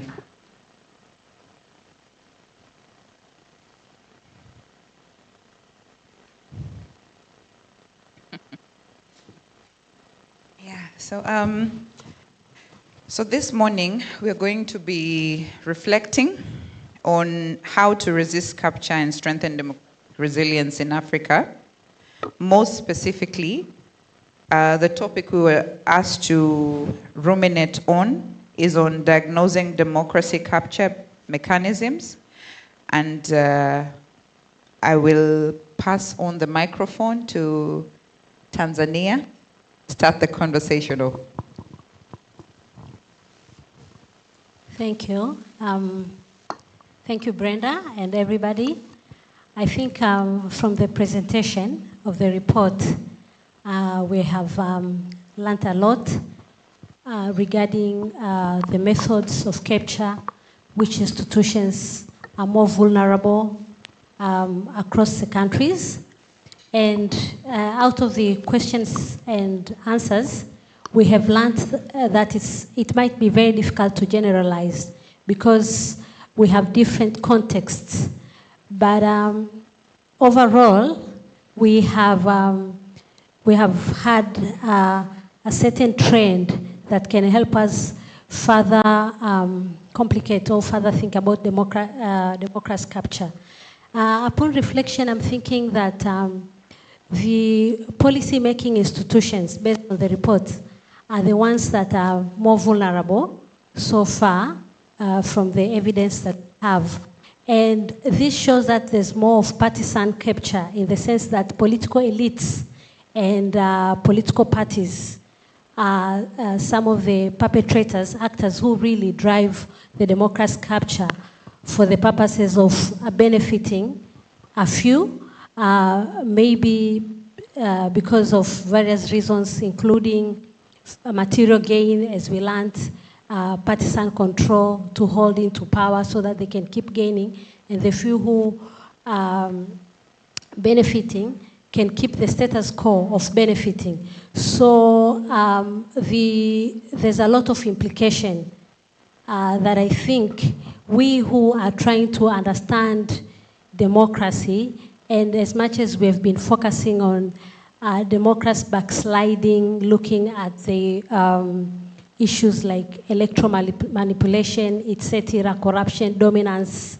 I think we have to go further now and look at loopholes within institutions, our legal institutions, our structures, through which political elites, business people, individual person, powerful people can actually influence these institutions for the benefit of the few and for their benefits. And this, if you focus on that, it means that we can be able to protect democracy by ensuring that we are really touching on the areas that probably in the public eye it can be difficult to understand. Why are we having problems, economic problems? Why are things not changing? Why are we not seeing development and issues like that? So the democracy capture actually help us to be more nuanced. So I was thinking that in implication, we need to think more of our tools, the tools that we use to try to understand democracy. For example, some of us use a lot of Afrobarometer data to understand democracy, and I'm glad that in the report there is an analysis that correlates the findings from Afrobarometer against the democracy capture index. And we see that there's contradiction in the sense that some of the countries that we see a lot of capture from the index are the same country that people are actually, the citizens are comfortable or what's the word? They think their democracy works. They think that the country is democratic. For example, Tanzania, where we see a lot of capture, in policy-making institution, and even current, there's more capture. There's like the index shows we are doing very bad. But at the same time, when we look at the Afrobarometer recent results, we see that most people think the country is democratic. And this comes back to us to really develop tools which can help citizens to identify democratic capture. Because of time, I won't say much, but I want to also highlight that there's mutual, I would say mutual perpetration of the capture, in the sense that, for example, a president can be an actor, a perpetrator, but at the same time, they're also vulnerable to capture. They're being captured by maybe foreign interests, by business people, by their own political parties, or some individuals. So they are vulnerable, they are actors, but they are made more vulnerable, and in their vulnerability, they are actually being able to capture more because they are not independent anymore. So that's another way of thinking about democracy capture, the mutual interaction between the influencers and those who are being influenced. Thank you.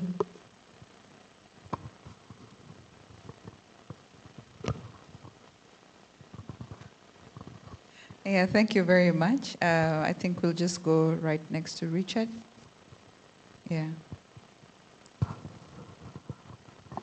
So good morning, everybody. Is it morning or afternoon? I think it's afternoon. So I was asked to give some short reflections on 3 countries, South Africa, Mozambique, and Botswana. These 3 countries, I'm sure you all know, are in Southern Africa. And they all are quite unique and different countries in terms of the extent of democracy capture in them. I must say I was quite, when I saw the narrative, the draft report, the draft DemCap report, I was quite struck by South Africa, which the report said that South Africa scores quite high on democracy capture, despite all the progress that we've been making or been attempting to make in terms of cleaning up government and reducing corruption. But then a colleague in this morning's session, he somewhat comforted me when he presented the tables comparing the different countries across Africa that took part in the DemCap study survey, first round. And South Africa does relatively well, actually, in comparison to many of the other countries. But nevertheless, it was quite alarming for me to see that South Africa, similar to Mozambique, Mozambique scores very high on the Democracy Capture Index, and South Africa scores high, and Botswana scores low. So Botswana is doing the best out of the 3 countries that I had a look at. Just to reflect briefly on all of the 3 countries, I mean, this is very much within the time one has, but Mozambique comes from a very troubled past. South Africa, for example, had a campaign of destabilization against Mozambique, and this really set the country back politically and economically, devastated the economy. So Frelimo then came to power, and it had almost hegemonic control over the country. All of the key institutions dominated Parliament, the National Assembly. It dominates horizontal institutions such as the Independent Electoral Authority. And so it really has deep-rooted, entrenched itself. It's won the last 7 elections, national elections, and the ruling party has a tendency of committing violence against the media and suppressing any sort of dissent. In terms of South Africa, we've had various waves, I suppose you could say, of state capture, beginning with apartheid. from 1948 to 1999, the then ruling party, the Nationalist Party, he had to respond to sanctions that were imposed on the country. And you had businesses in South Africa forming conglomerates because of lack of competition as a result of sanctions. And so the ruling elite during the apartheid era had resorted to all sorts of measures in order to stay in power and to bust the sanctions. And then coming in through to 1999, post-1999, we have our democracy in South Africa. We have different phases, I suppose you could say, of capture. The Mbeki phase, followed by the Zuma phase, and Ramaphosa currently, 2018 to the current period. Each of these phases had their challenges in terms of democracy capture. Under Mbeki, we had the arms deal fiasco, and this led to the firing of the then Deputy President Jacob Zuma as a result of his dealings with a guy called Shabir Sheikh, who took a bribe from a French arm dealer called Tint. And then we have the Zuma period, which was really the pinnacle of state capture in South Africa. And the Zuma era was, I suppose, typified by the president's relationship with the Gupta brothers. It was mentioned earlier this morning.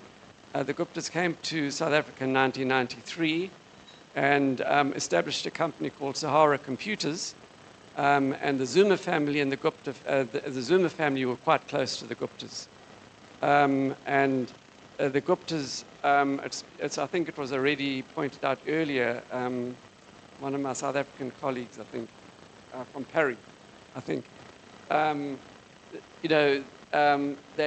the Guptas tried to influence all aspects of government in South Africa, from media, and even trying to influence cabinet appointments, not terribly successfully.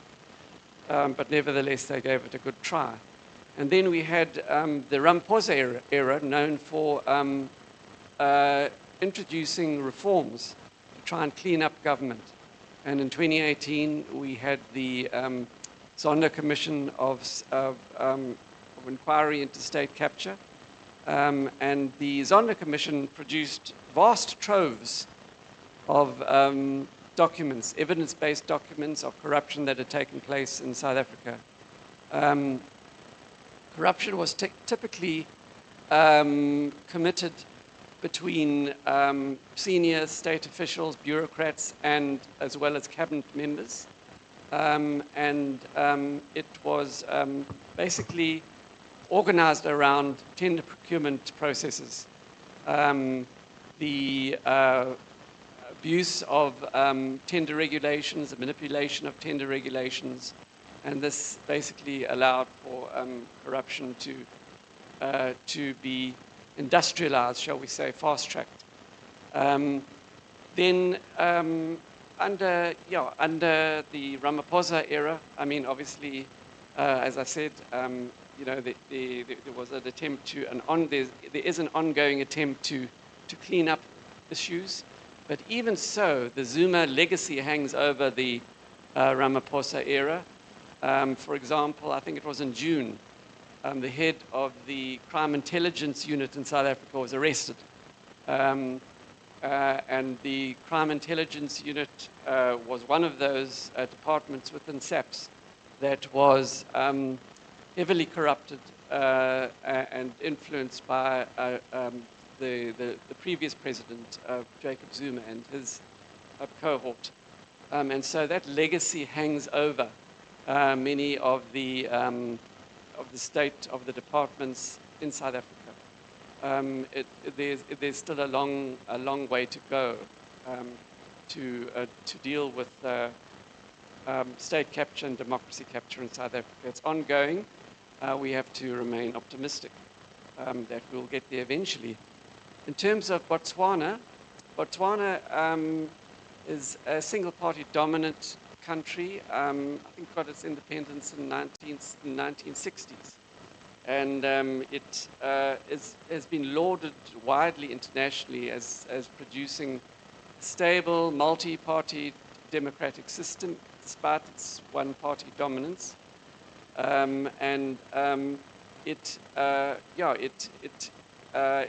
are nevertheless vulnerabilities in Botswana. For example, the president and the then dominant party, the Botswana Democratic Party, had fairly extensive control over policy and governance. The president was able to control the legislative agenda in the Botswana Parliament, and was, even though it's reported as having one of the lowest levels of democracy capture, it still has a number of ongoing vulnerabilities. And the previous president, the Karma Family Foundation, I believe, there were some reports that it was having irregular dealings with in the diamond operations in Botswana. In terms of state-owned enterprises in Botswana, the water utilities company, I believe it was alleged that there was an irregular contract awarded to a Chinese company. So there are ongoing issues. If I can just turn back to South Africa quickly. Our horizontal institutions seem to be faring quite well. Our IEC is an institution that's been well resourced in South Africa. We've had democratic elections that have been well executed, it's more on our enforcement institutions that are problematic. And perhaps this is a legacy from the previous presidency under Jacob Zuma. And Botswana, as I've said, there are vulnerabilities, but it is better off than both South Africa and Mozambique at this stage. That's all, I think, from me. Thank you very much, Richard. I think from what has been raised this morning from this panel, we're looking at, in terms of just identifying how capture, is perpetrated. We've identified electoral manipulation, executive overreach, legislative capture, especially from the South African examples, and also sometimes judicial manipulation. I think in the Kenyan experience that will come out clearly. Professor Remy, I'm just wondering, as you give us your perspective on our discussion this morning, how do we know it when we see it so that we're able to develop resilience around some of these things? Thank you. Thank you very much. I'll look at it from three reflective questions. The first has to do with who captures democracy and why. The second has to do with which of the institutions are more vulnerable. And then to respond to what Brenda just said, the third question, which are institutions are probably more resilient to democratic capture. Now, it's important to get it very clear that the idea of democratic capture is very well conceptualized as the strategic manipulation of democratic institutions and processes to gain control over state resources, limit participation, mute opposition, and centralize power. This is the working definition that has been used in this study. Now, if you look carefully at the report, you will find that four major elements capture democracy. Very popular, of course, is the chief executive, the president, or the prime minister. Then we also have political parties, businesses, and individuals. Now, all of these actors do not appear dominant in democratic capture across all countries. If you look at the most popular, the most common perpetrator of capture is the chief executive. But if you go to Tanzania, for instance, you're likely to find businesses and influential individual rather than the chief executive. In Ghana, for instance, it's the political party rather than the chief executive, and then, of course, influential individual. So there's a variation across these countries. And it's important to recognize that, for instance, in Kenya, it's the chief executive and the political party, and of course, some business persons. If you go to Botswana, which is one of the least captured democracy among the sample, you will find that the chief executive is pointing to the direction of capture, while the minimal position will be taken by political parties, businesses, and influential individuals. But the gap, of course, between these three is very high. So there's variation across country. While in South Africa, it's mostly business persons. You don't see the hand of the chief executive very strongly in democratic capture. And one of the common things across is the limited role of foreign interests. I think it's only in Tanzania that you have significant attempt by foreign interests to capture democracy. Then, of course, followed by Congo. For the remaining part of the countries, we have limited feature of foreign interests as agencies that capture democracy. Now, let me look at the second question, why, or part of the first question, why democratic capture? Of course, this has been stated very clearly. Well, I think one point that I need to make is the very fact that even if chief executives are the chief actors in democratic capture, they often come from different backgrounds. Some are politicians, some are business people. For instance, if you look at the Republic of Benin, Patrice Talon, who is currently the dominant player in politics, moved from business to the state house, and his many experiences of already relating with government and cutting the friendship of people in power enables him to exercise the kind of authority that is uncommon until his tenure. In the case of Nigeria, you look at the current president, because the statistics also show that democratic capture has worsened between 2023 and now. If you look at the history of the trajectory of the president, you will see that his capacity to maximize power was already demonstrated many years ago when he was governor of Lagos State, and his role within the ruling political party. So you might have the chief executive as the dominant actor, but the path towards capture and the history of the emergence of the president has a lot to play in trying to understand what we mean by democratic capture. Now, the reasons why the capture, of course, has been stated very clearly as part of the indicators of the study. What is left is to see how these things actually play out in concrete terms. For instance, if you say for partisan interest, what is not immediately visible to you is that this partisan interest is built around elections. Because in the case of Nigeria, right from the very day the president assumes office, the second term is always on the table. So in Nigeria, we hear people talk about when will governance start, that there's politics or there's no governance. Because looming large over every policy initiative is the question of the second term.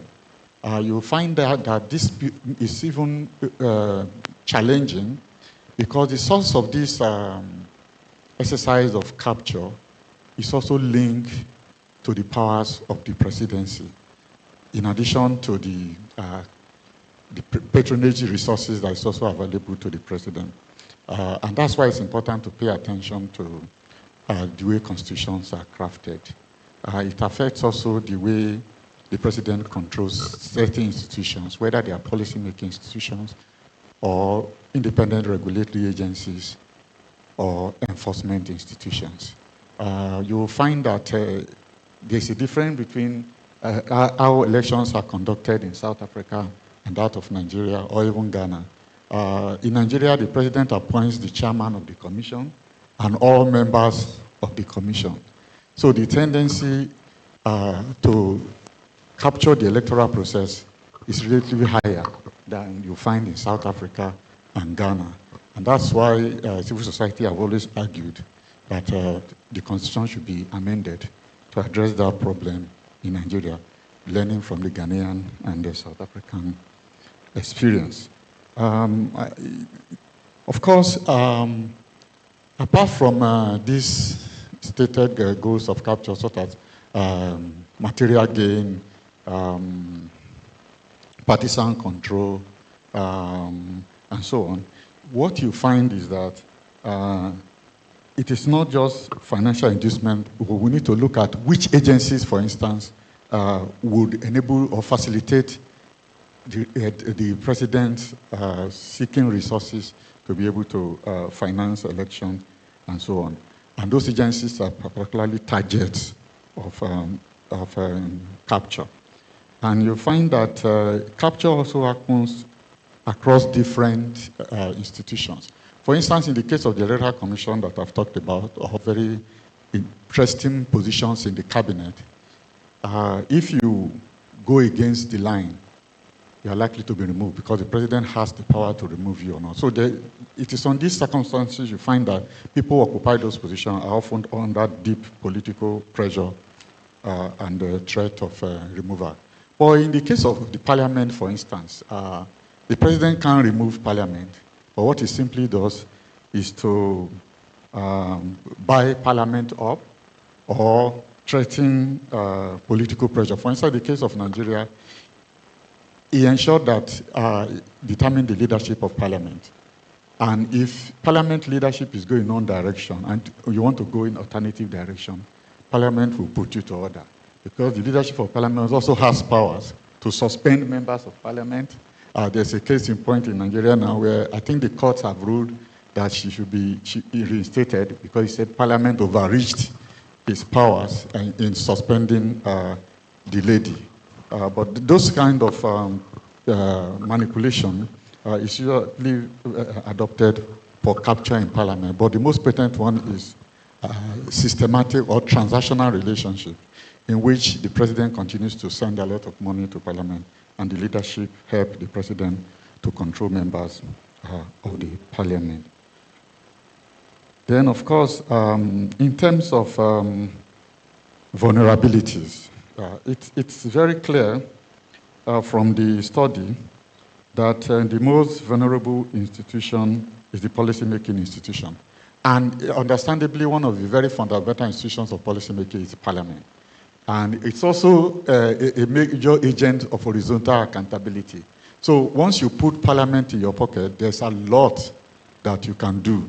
So if you are the president, it's a very prime target of capture because if the parliament is a rubber stamp, then you can go to sleep and get anything that you want to do.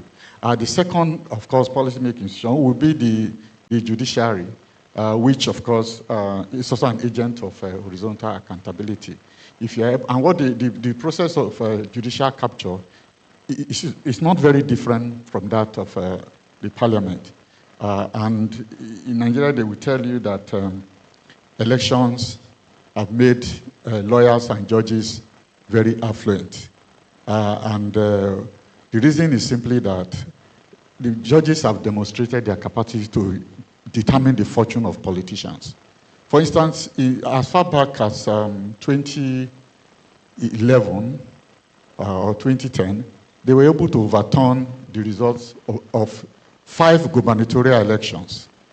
And so today they will tell you that judges make politicians, governors, or even ministers. And so the judiciary became very important in terms of democratic fortunes.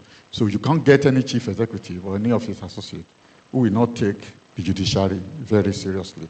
And so when he came into office, one of the first things he did after settling parliament is to raise the salaries of judges by over 300%. Meanwhile, there are workers who have been going on strike for centuries and not any award was given to them. So that's why it seems that those two agencies of horizontal accountability are prime targets of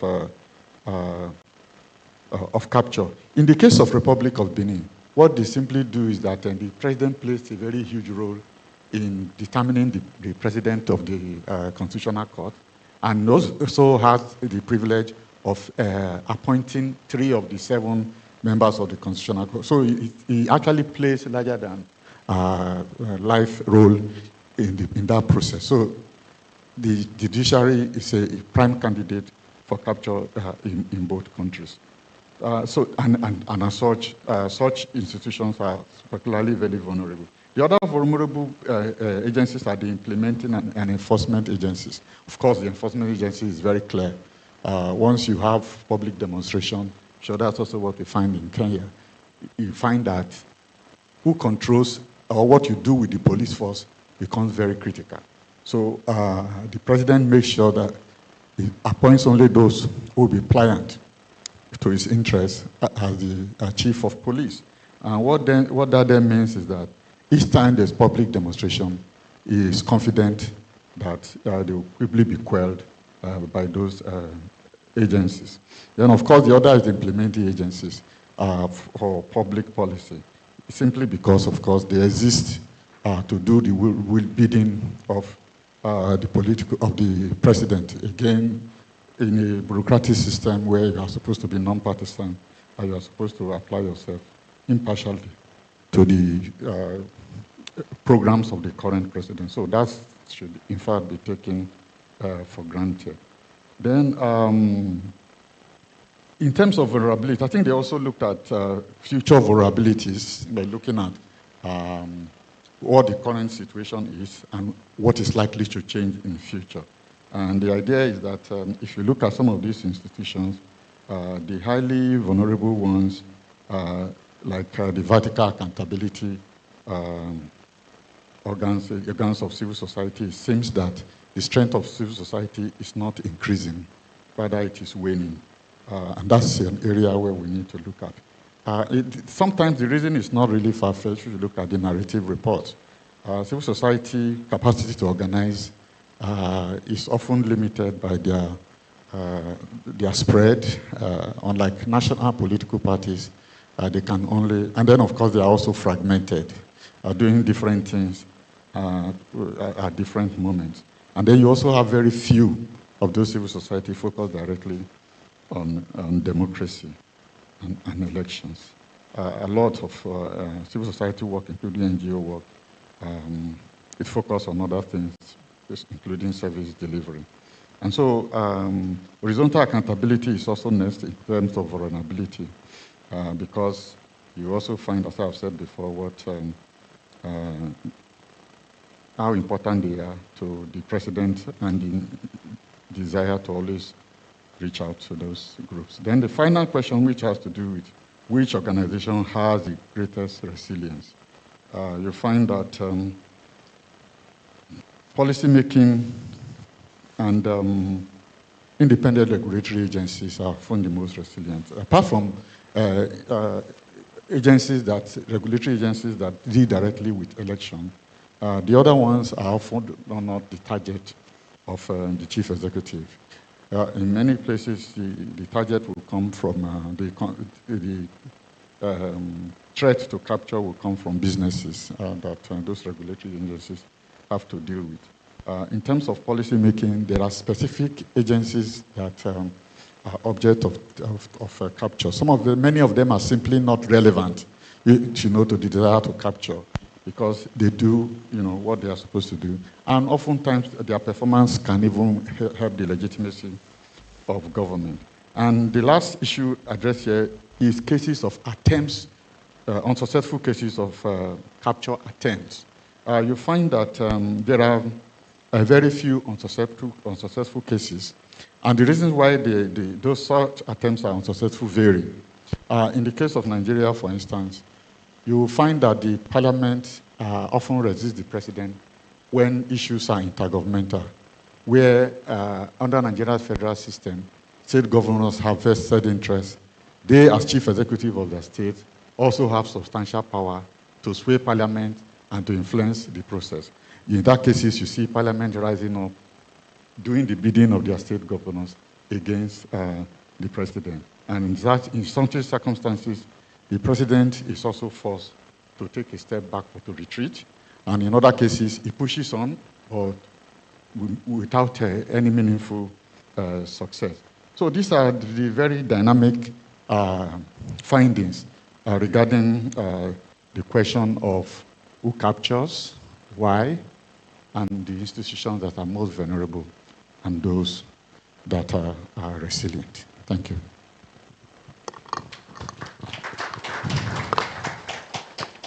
Kindly a better round of applause for Professor. So we're going to go into a session where the plenary can, ask any questions that they may have. Allow me to just summarize by saying that in Africa, we're at various levels in terms of our democratic governance. What applies in Kenya is very different from what may apply in Tanzania, Uganda, so on and so forth. The reason why I use East Africa is as my examples is because this is where I come from. And we are seeing a very strong trend in terms of this is beyond capture. I don't know where we can classify this, where there's a collaboration of repressive regimes, where Tanzania can tell the president of Kenya, there are people in your country, I need you to squeeze for me. They will be squeezed there. Uganda will say, our opposition leader is in your country, kidnap him, he's abducted. So I think East Africa is experiencing very strange things. And sometimes, I know Ghana recently held its elections, which most people would describe as free and fair. I don't know if that word still exists. Where I come from, free and fair is a myth. But Ghana seemingly looks very happy with its president based on what is happening in the country. People can feel the trickle down of democratic principles in their day-to-day lives. I mean, Ghana's currency is doing very well. Congratulations. Yeah, I mean, it's... Yes. So there are things that we can see even at a regional level and appreciate. But a very good election can be followed by a very chaotic election. Who believes that? Democracy is not static. Because today you have good days does not mean tomorrow is promised. In Kenya, we have one of the most progressive constitutions in Africa, and we have enjoyed that thoroughly. Suddenly, we have someone in power who will not hesitate to do whatever he needs to do to make sure that his friends and himself are benefiting from the state coffers. In the morning, someone talked about the handshake and the impact of that. I don't think any of you realize how bad that has affected Kenya. The handshake is something that I think Kenya started in terms of, in Africa, power sharing agreements in 1997, where President Kibaki and I think it was Raila Odinga, had the first power sharing agreement. What this gives birth to is an amorphous baby that is not structured in law. Because in my country, coalitions and mergers are not things that are legislated. But the coalitions and mergers that are formed have the power to change the constitution. So you see how this is problematic. So we are seeing a situation where, in terms of even just my sister from Tanzania, was able to share with us that capture for them does not just mean the state perpetrating capture on the people, but it's also sometimes the state is under capture. In my country, the leader of official opposition, Raila Odinga, has perennially, in every regime, held the state, you know? And you see a situation where currently, as I speak, he's a life support machine of the government. If he unplugs like this, Gen Zs will finish everything. Because this is someone who runs for election, loses, but has learnt a skill of negotiating for power, using the back door. When they have a handshake, of course he will look the other way, and none of the things that he used to stand for will matter anymore. So there's a lot to celebrate in terms of the report that we are seeing before us. I think I saw in the report that 60% of the 10 countries that we looked at, 60% of democratic institutions are under capture of one form or the other. So I think a lot of work has been done to produce this report, and it's important to mention that, for example, in Tanzania and Congo's case, we have situations where, in terms of foreign capture by foreign agencies, has been experienced in Tanzania and Congo. But I think the rest of Africa also have to look at the possibility of the IMFs of the world and what that means to Africa. Is it a more subtle way of capturing Africa? Because if the rules governing these lending mechanisms do not favor Africa, so what are we talking about? And also we must consider that in these different countries, we have a different infrastructure of democracy and governance, especially the constitution, which is the main lifeline for democracy. The constitution in Kenya is fundamentally different from the constitution in Uganda. The things we can do in Kenya, Tanzanians would never dare do. So now we are forming collaborations to fight capture. And I pray they see the light of day, sorry, but I just wanted you to ruminate around some of the things that may not be captured because scientifically we cannot measure, how rapid democracy capture as we know it is changing and rearing its ugly head. So we will take a round of questions, if you may. Do we have any questions for the panel before you? Yes, sir. So we have one, Kojo. Will someone pass the microphones around, please?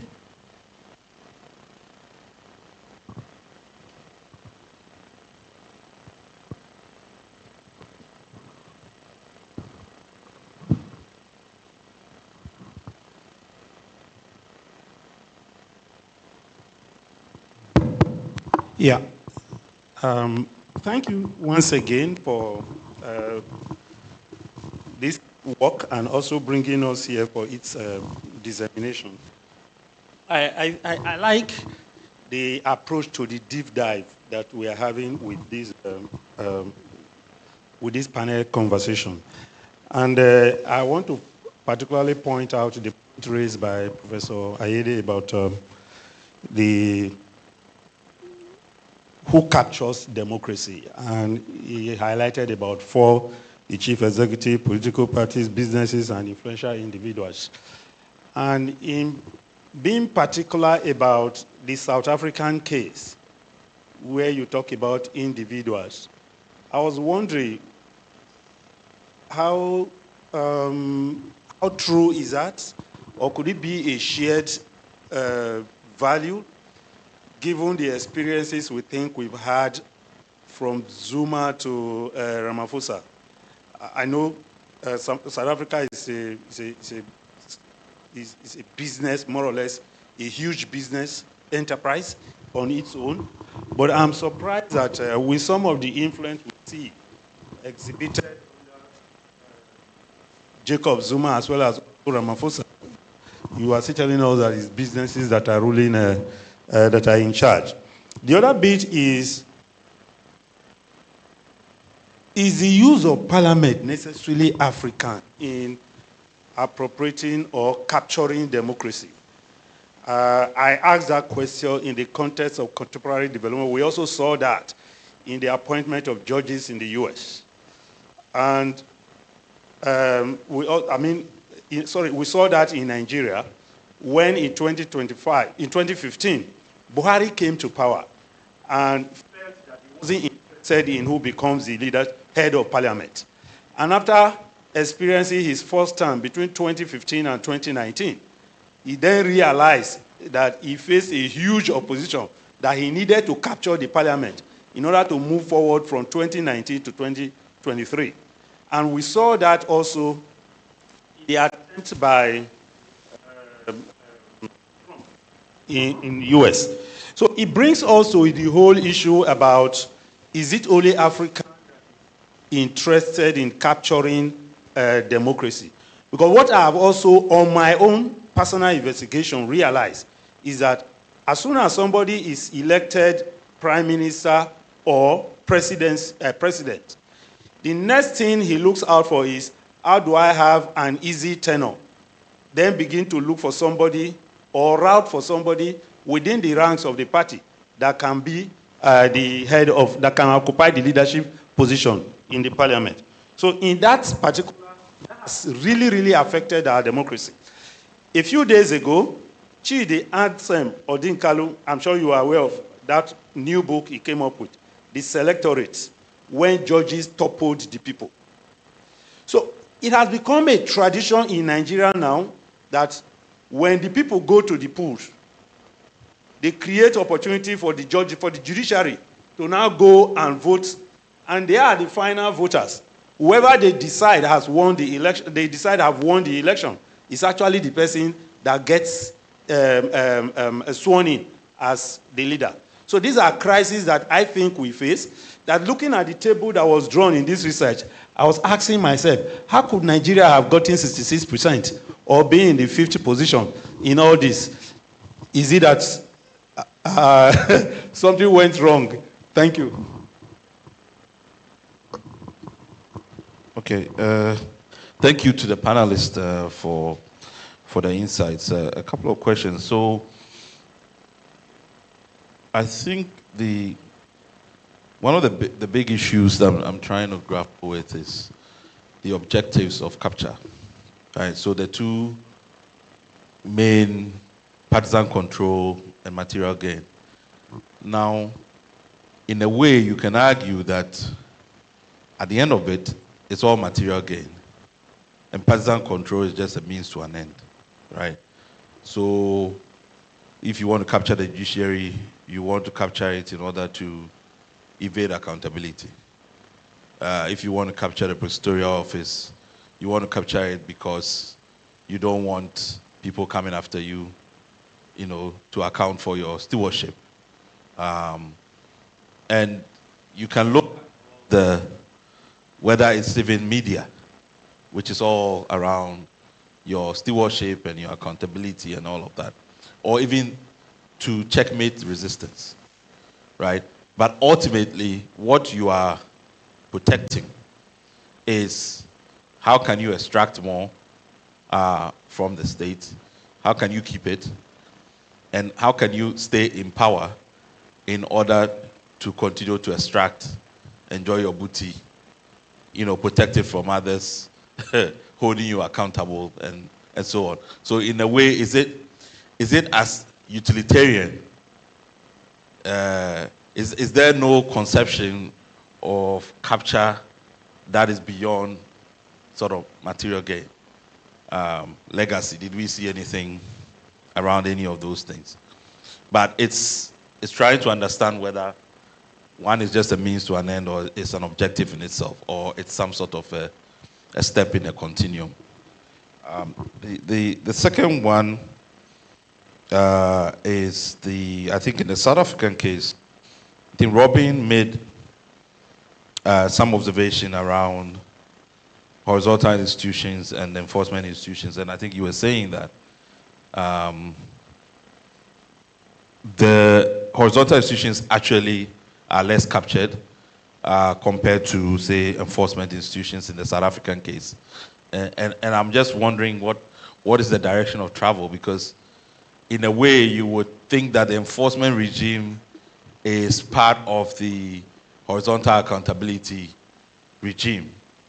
So why is that part of the horizontal regime more vulnerable than, say, why is the enforcement part more vulnerable in the South African case? So maybe, I don't know if you can elaborate a little bit on that. And then there's this observation, I think, I don't know whether it was coming generally from everybody or in the Southern African cases, about policy making and independent regulatory bodies being more resilient. I think from the cases that, and I think somebody also mentioned sort of parliament and how difficult it is. So is it that the more checks and balances you have, the likelihood that there is less capture? That if the checks and if there is enough competing power within the polity, that there is less capture, because as Dr. Remy was saying, Parliament can also check the president, right? And whether or not they use it or they are able to use it is a question. But it kind of begin to, I'm playing on, like, okay, if you wanted to intervene, whether through constitutional design or, then, you want to be able to balance powers in this space to limit capture. And then this one is completely an outlier, but it's something that has become a phenomenon, not just in Africa, but in the globe, where the financiers of party activities, political party activities, are beginning to take over the actual governance. They are tired of waiting outside and giving their money to people to go and stand. So they themselves, like Talon, are jumping into it, like Tinubu, the president in Zambia. But on the globe too, you can see that a lot more business people of interest. And because when they get into power, they tie their business interests with the state interest. Is it then that in those kinds of cases, you are likely to see more capture? Because there's almost a logic in trying to have complete control in order to be able to, advance a lot of the business objectives that they pursue. So it was interesting that you mentioned, Professor Remy, that Tinubu has even tried to do more capture, and he did the same in Lagos as well. Talon the same, and probably a reason why he's now finding it difficult to step away, because he cannot leave his business behind. So yeah. So those are just thoughts, but again, fascinating. I think we can spend the whole year trying to break down this data and trying to really figure out ways in which we can intervene. But thank you very much to the panelists. Well, I'm glad, Joe, you said we can spend a whole year, but these 4 questions, we can spend decades just answering them. Well, thank you very much to the panel. Just two points. So I listened to the contributions, and I am asking myself, where is civil society in all of this discourse? And perhaps if you can, maybe briefly just talk about where you see civil society in this. And be very interested in how you see civil society, whether contributing to democratic capture or democracy capture, or pushing back on those. And I say this because Tanzania is going into an election in the next couple of months. And the signs that come from Tanzania are not in any way inspiring. one is really wondering, what's the civil society in those contexts doing? Because we can't think about recapturing democracy without citizens, the role that civil society play. The second, and perhaps the last, is the role of technology. And I don't know, I hope we will get the full report. Are there instances where you see technology being used as a tool for capture? Because we know for a fact, and those who work on elections know that there are some companies and some vendors that provide electoral technology in some countries on the continent that are being used as instruments of democracy capture. So I don't know if in the course of this reflection you looked at instances where technology is also used as an instrument of democracy capture. Thanks.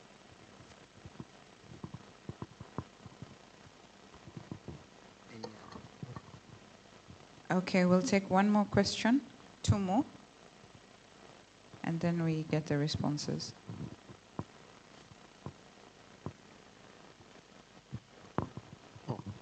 Oh, thank you very much. I think we are learning a lot from the panelists, so thank you very much for these contributions. In the report, I've seen that the perpetrators of the democracy capture, one of them is influential individuals. I just want to understand to what extent you've been able to look at the whole aspect of religious leaders or the churches, the way they come into to the question. Because as you know, in societies in Africa, one of the groups which is very much trusted are religious leaders, and they are also being trusted in terms of forming opinions. Now, I'm coming from Tanzania, and something that we experience in the country, you find that there are two ways. One, there is a group of religious leaders who are pushing back against this capture, but at the same time, the leadership is also playing around with religious leaders as well. You find, for example, the president is dishing out millions of money to the churches in form of donations, in terms of offerings. From time to time, whenever there is a crusade or there is something, an influential pastor is holding a crusade or something, in fact, that the president will come there and give them a lot of money. So it's a kind of relationship which is very transactional. So in return, I find that there also influential religious leaders making some prayers. But what that you know is that actually what is needed is not a prayer, it's a kind of endorsement, because this person has a lot of followers behind that particular person. And as you know, in our ministers, when they say, for example, this president is given to us by God, it means that, you cannot question. So everything, the ball of the game in terms of election, the campaigns and everything, turns dramatically, instantly. So I just want to understand to what extent the analysis has been able to bring in the whole aspect of religious leaders into the equation. So more or less like civil society as well. My colleague talked about civil society. Maybe I can also add in the aspect of religious leaders and the way that they've been influenced into this democracy capture. I understand, for example, there is a story from Kenya, our neighbors, that there is we got some statement. There are some of the churches, they refuse to accept this kind of donations. But I understand also there are many other churches which are really accepting gratefully. So I don't know how we can, if someone can comment on this one. Thank you. Thank you. We'll take the last question. Those, yeah, here.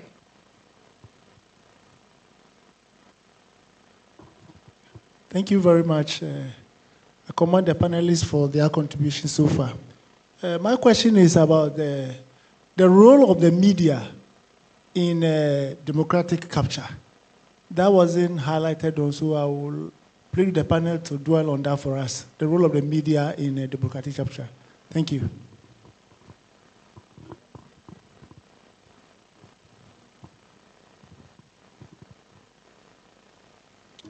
Okay, thank you very much. Just a quick one. I was just reflecting and wanted to ask, from this research, did you find that democracy's capture is a new phenomenon, or it has always been there? And if it's new or emerging, what is driving it? What is facilitating it? Then my second question has to do with Mozambique. So technically on paper or in theory, Mozambique should be doing well.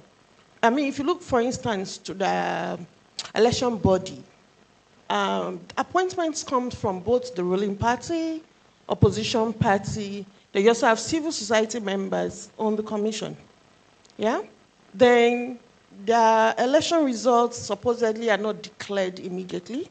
While the results are announced, you needed 3 months for the Constitutional Court to go through the documents and all of that to verify that the results are actually authentic, free and fair before a winner is announced. So they do election sometime in October, and it's like December, the winner is really announced. So these are supposed to be good practices, right? But what is the special case about Mozambique? Could an explanation be the fact that their post-colonial experience also play a role in terms of why, for so long, there's always been one party ruling the state? So are there other explanations beside the old conceptualization around democracy capture? Thank you. So we'll try and respond to those questions. The ones we cannot, please understand, we did not promise that we have all the answers. We will start with my extreme left, kindly. So we try to summarize as much as possible. Okay. Yeah. Thank you. I think I did not have many questions, but I'll try to give general answers to all the questions that have been asked that I can answer or contribute.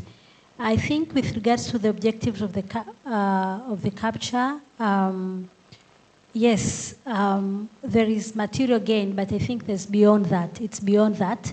There's issues of protection in terms of getting immunity. So these leaders, for example, in case of Tanzania, most of the leaders responsible for enforcement institutions have been given immunity in their laws. So, for example, the head of security, the Tanzania Intelligence and Security Service, has immunity. If they do anything during their office tenure, they won't be charged later. So is the head of Electoral Commission and many other institutions, including the Speaker of the House and the President, of course. So you can imagine they would always want to maintain that so that when they left the office, they are still protected. So I think for me, there's more interest beyond material gain and to ensure that the status quo and generation to their generation are protected.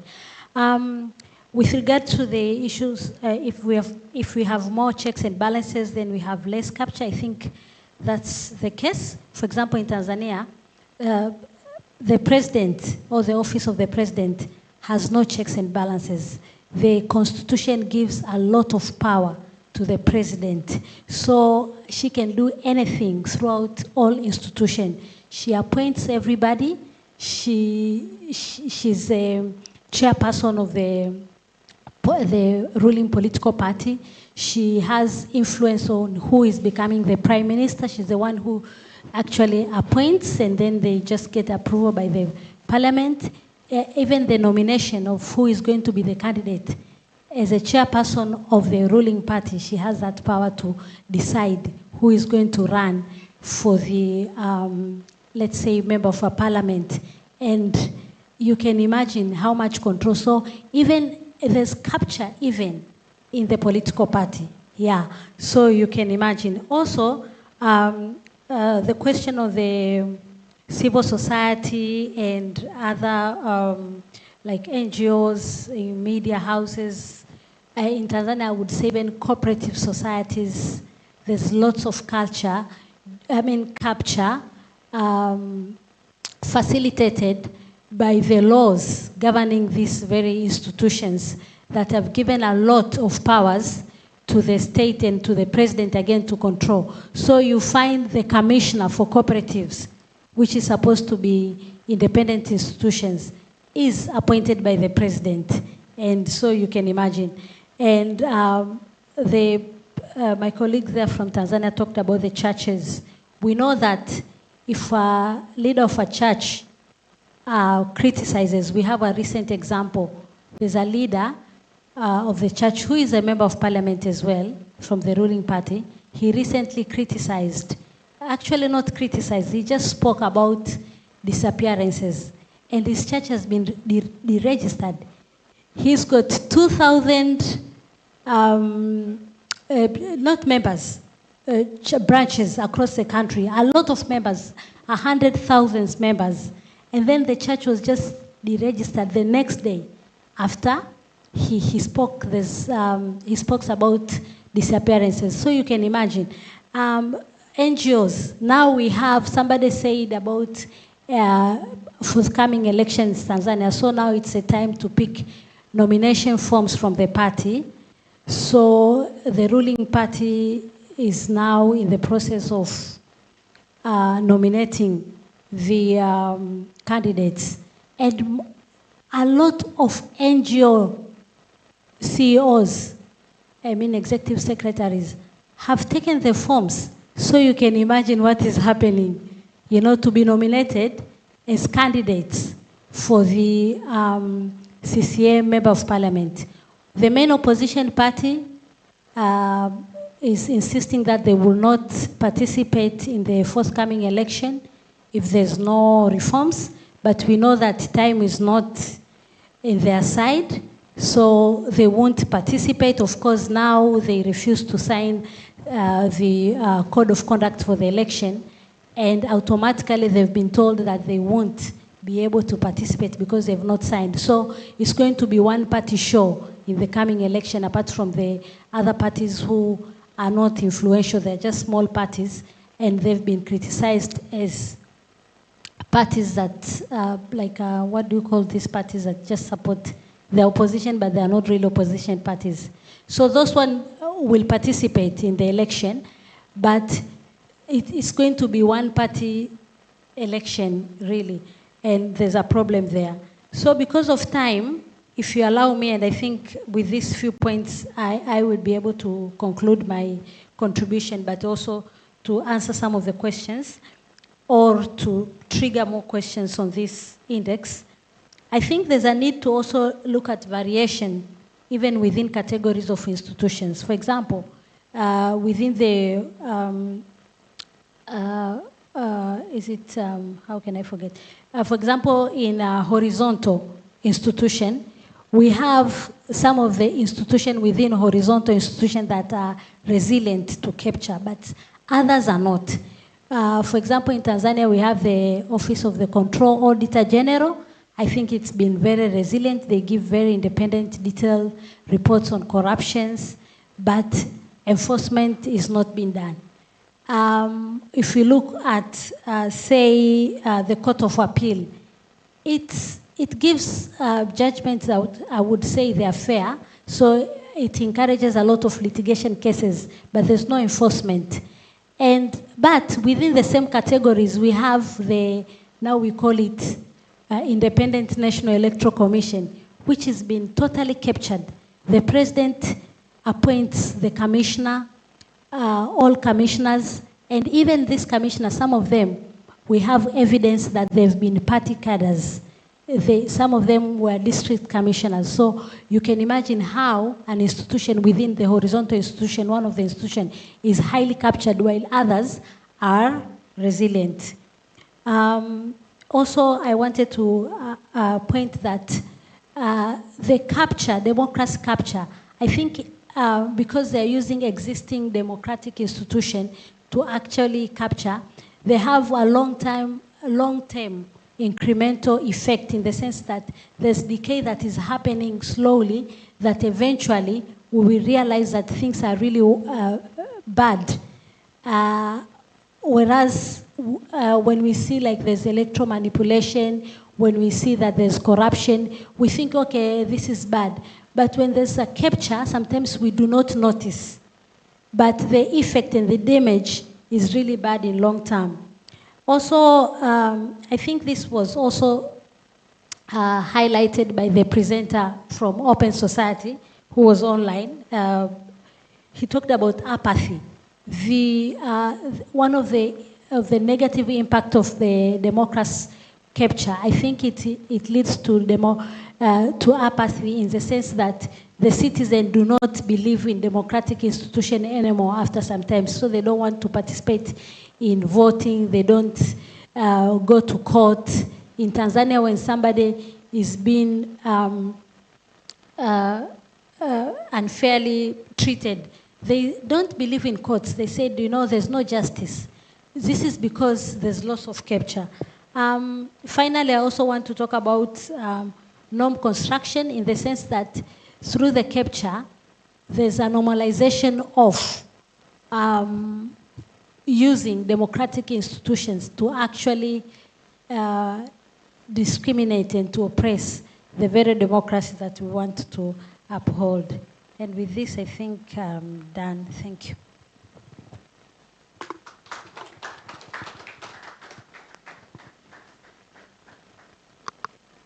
Okay, I'll try and pick up on some of the issues that my colleague on the left hasn't picked up on yet. In terms of individuals, corruption, is this a unique experience? In South Africa, it's fairly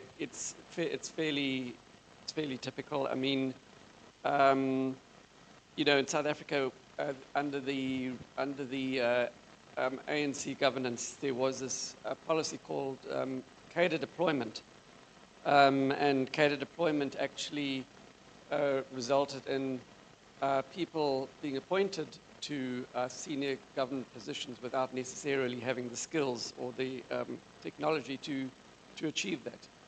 And so you have then consultancy companies coming in, such as Baines and McKinsey, who actually were provided some of these skills that the state couldn't provide because of the hollowing out of state institutions. And therefore, this is how this formed the foundation for corruption and democracy capture. And similar sorts of things happened in a way under apartheid. In terms of the horizontal institutions versus enforcement institutions, I mean, I think some of my colleagues have pointed out here in terms of the control over some of the heads of these horizontal institutions. In South Africa, control is the president, for example, appoints the National Prosecuting Authority, and so the president has key control over some of these enforcement institutions, and they're not always the best people to occupy the headship of these positions. The situation has changed somewhat now following the 2024 elections, where the balance of power has shifted. The ANC doesn't have the complete dominance in terms of governance in the country, and key portfolio committees within Parliament, such as SCOPA, the Standing Committee on Public Accounts. Now, the members of these kinds of key policy-making committees in Parliament are appointed proportionally, and ANC does not have the majority power in these parliamentary committees anymore. And so things are a little bit better. South Africa has progressed from that point of view. Then moving on then to where's civil society? Well, if we can talk about all of the countries, civil society often complains of not having enough resources. So in countries like Botswana, countries like Mozambique, for example, the media is mostly controlled by the state, same with Botswana. And where there is private media, the private media is bullied and violence can be committed against it. The state controls access to information. So this affects the quality of civil society interventions. Moving then on, someone on my left here asked about Mozambique. Why is Mozambique not doing so well? Because its election processes are supposed to be pretty good. Well, they're not really very good at all. My understanding of Mozambique is that Frelimo occupies many of the positions in the Electoral Commission. And so that compromises their IEC. Elections in Mozambique are compromised in terms of freeness and fairness. I mean, you hear ballot boxes being stuffed, opposition parties being intimidated, the fact that Frelimo has won the last 7 elections, as the speaker said on my left, is testimony to the fact that things are not going well in Mozambique, because I would argue that democracy is fundamentally compromised. Part of the problem is the weakness of these horizontal accountability institutions. I think that's all I want.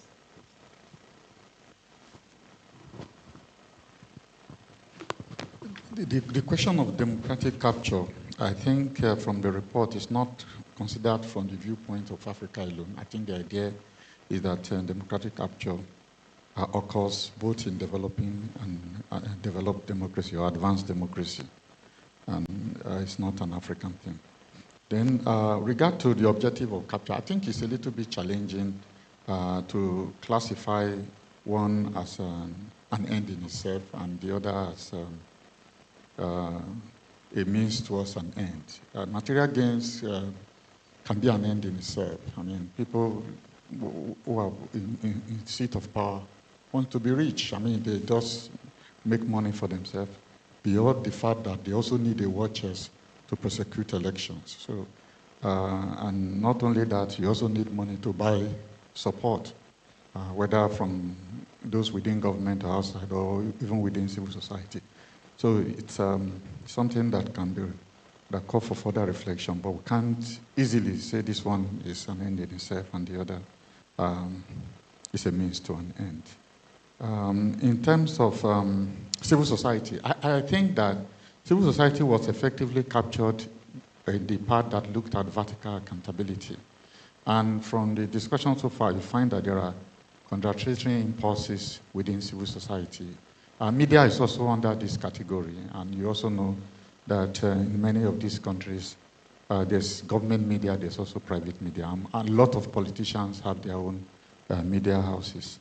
And then, of course, a lot of money also go into buying of media houses. So these are very difficult areas in terms of democratic capture. And from the discussion that have gone on concerning religious organizations as well, captured under civil society, we have these contradictory tendencies.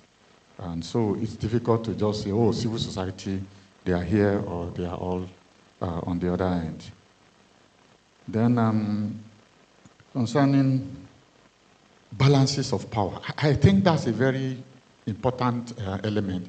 And from what Garba described in the case of Nigeria, you'll find that where the president does not capture parliament, there's a semblance of accountability. And we can look at through the evolution of the democratic process. And in any case, the idea of horizontal accountability is really that there will be checks and balances. And what capture does is to actually hollow out that principle. In terms of policy making, I think it's important for us because she mentioned the Auditor General, and we have similar experiences in Nigeria too. There are certain very important accountability institutions that don't threaten government.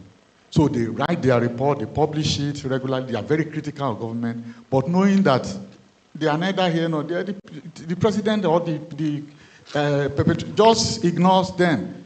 So we have some of those institutions, whether Accountant General, Auditor General, they are irrelevant, you know. Not because they don't do their job, but the way they are even constructed. In the case of Nigeria, they publish their report 2 years after the audit. So when the audit comes out, even members of people who have committed those crimes will have moved on even to higher positions, where it becomes very difficult to begin to enforce any. And then, of course, there are also laws that says if you don't do this within a certain period of time, you can't do them again. So it's as if the institution just exists, you know, as a symbol of accountability, not really an accountability structure. So that's very important. And of course, it's very clear. The more you have balances, you have checks and balances, the less capture you are likely to have. Then regarding technology, I'm not sure, but we talked about disinformation. I think it's part of, but I think that would be probably the investigators will tell us more about how AI and other technologies will be incorporated. But of course, we talked about technology in the case of Nigeria, where a lot of reforms have been done and technologies was introduced, but it didn't stop capture because the president appoints the chair and all this. So it's not just about technology. It's also recognized the fact that individuals must run those technology. I think I'll stop here.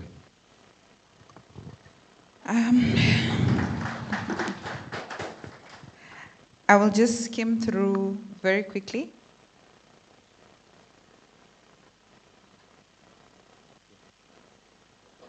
Okay. Microphone, please. Yeah.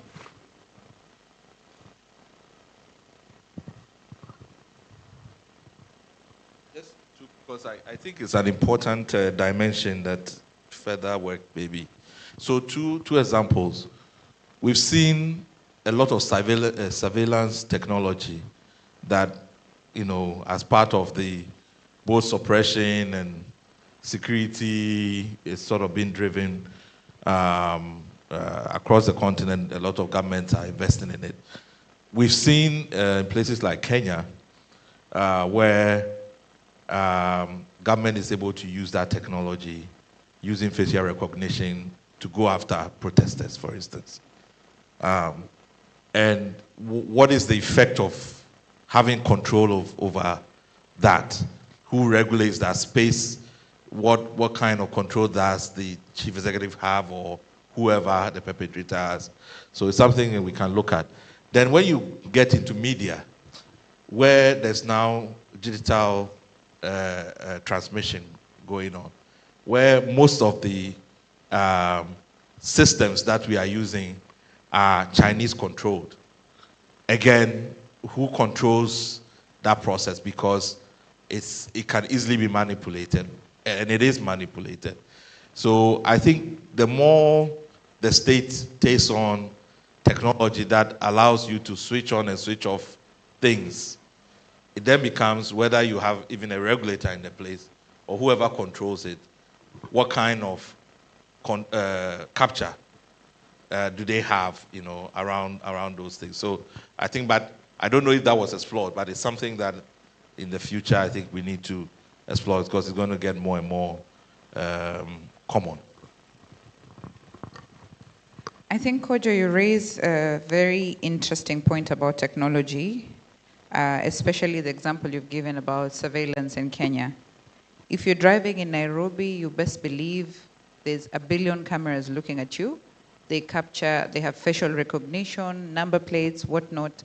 So the government is using technology against its own people, where, like you said, Kojo, this is how they identify protesters and whatnot. They use it also in criminal cases for investigations, but it can also, technology can be used for very bad retrogressive things. Around elections, technology has been used also to manipulate electoral results. Technology has also been used to spread misinformation and disinformation. In Kenya's experience, in 2017, the election that was annulled in Kenya, there was a company called Cambridge Analytica that was used heavily to make sure that, you know, the election was swayed one way or another. And they did, and I think this is one of the strong reasons why that election was annulled, because when you look at the Supreme Court ruling that was given during the annulment, it was tied to a lot of misinformation, disinformation, as well as illegalities around that. So there's also the aspect of manipulation of electoral technology in terms of creating an algorithm that if my opponent gets 3 votes, I get 2 extra. It's very easy to set an algorithm. And you know how this further strengthens capture is because some countries don't have very strong electoral dispute resolution mechanisms. So in our case, we're lucky as Kenyans. The judiciary is a very resilient institution. Out of the 3 arms of government, which is the legislature, executive, and the judiciary stands up for the people. I think last week, we have protests every week, so don't worry about Kenyans. Last week we had protests, and the government declared that, made a decree that all the media stations should shut down the live coverage of the protests, or else their licenses will be taken. They rushed to court, and in 2 hours, the court said it is unconstitutional, and they continued airing. So I think it really helps to have an arm of government that can stand for democracy. Now, in terms of, so I will balkanize certain countries. Allow me to do that so that we go quickly. There was a question from Mozambique about whether capture is a new concept. The reason why I want to balkanize perhaps the Mozambique experience is because I also had a conversation with Botswana yesterday, and generally the feeling is that the level of awareness matters of the people as to whether their rights are being respected or not, and whether or not they even have the boldness to come out and push back. Of course, we talk about the role of civil society. Civil societies across Africa cannot act the same because the infrastructure that protects the democracy is a constitution. All our constitutions are very different, and some countries have constitutions that do not really protect the rights of the people. And even if they do, in some cases you have situations where, of course, states even go against their own constitution in terms of just suppressing the people. So I feel like the level of civic awareness is very important. In Tanzania right now, if a citizen is caught reading the constitution by a policeman, they will ask you, what do you have against the state? Can you imagine? It's your katiba. Katiba inaitwa constitution, sorry, that's Swahili. Yeah, katiba is the constitution. If you're caught reading the constitution by the state, they become suspicious, like, what are you planning? Meanwhile, in Kenya, everyone has a copy of the constitution, right? If you look at the education system, and especially this goes back to Botswana and Mozambique, in terms of how then do the people go against the state whenever their rights are not being respected. I think in the Kenyan experience, from the time we were in primary school, we were learning about oppressive regimes. So it's inculcated in us. When you see Kenyans in the streets every day, we're not mad. It's because from the time I was a child, I know what the Mau Mau fighters were fighting for. I know what the British did, and we will push back. So it has been inculcated so deeply in us, and this is why the Constitution of Kenya reflects the ideals of the people. So it's a whole infrastructure that you have to think about. And what, like I was saying, we are seeing a level of collaboration between oppressive regimes. Now, some of the ways we can become resilient is by forming strong coordinating mechanisms with each other, where right now it is Kenya pushing for the rights of Tanzania and Uganda. In Uganda, you have military officials in the Electoral Commission. How is that even possible, you know? But this is what is happening. We have countries that don't have presidential term limits.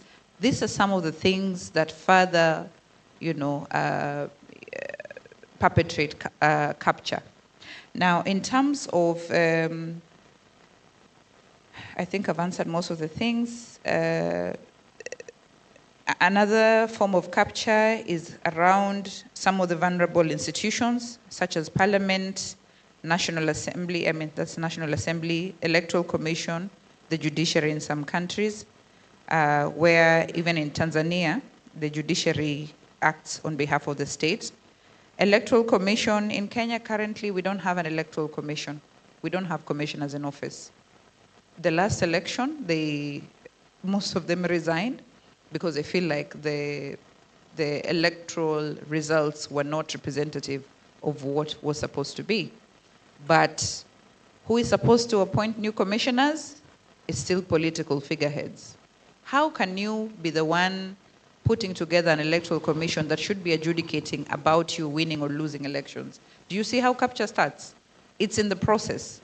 So these are some of the areas we've identified. Of course, we're trying to push as much as possible, but until we change the law, we already know that if you have a cloth, if your clothes are made of cassava leaves, you cannot make friends with a goat, right? Yes. In terms of, yeah, please don't make me laugh. We are very stressed. When you see me here, my head is very far. Yeah. There was another point about religious institutions. I think our brother back there gave an example of Kenya around, I think he asked a question about what is the role of religious institutions in, you know, enforcing capture. Religious institutions are very powerful. I think all of us know that we first run to God before we use our heads sometimes. Yeah? Africa, how the religion got into Africa is through missionaries who had an agenda. It was in the pre-colonial era. So a lot of the programming that we have, which is not our fault, it's just in terms of what we learned. So we are trying to unlearn a lot of things.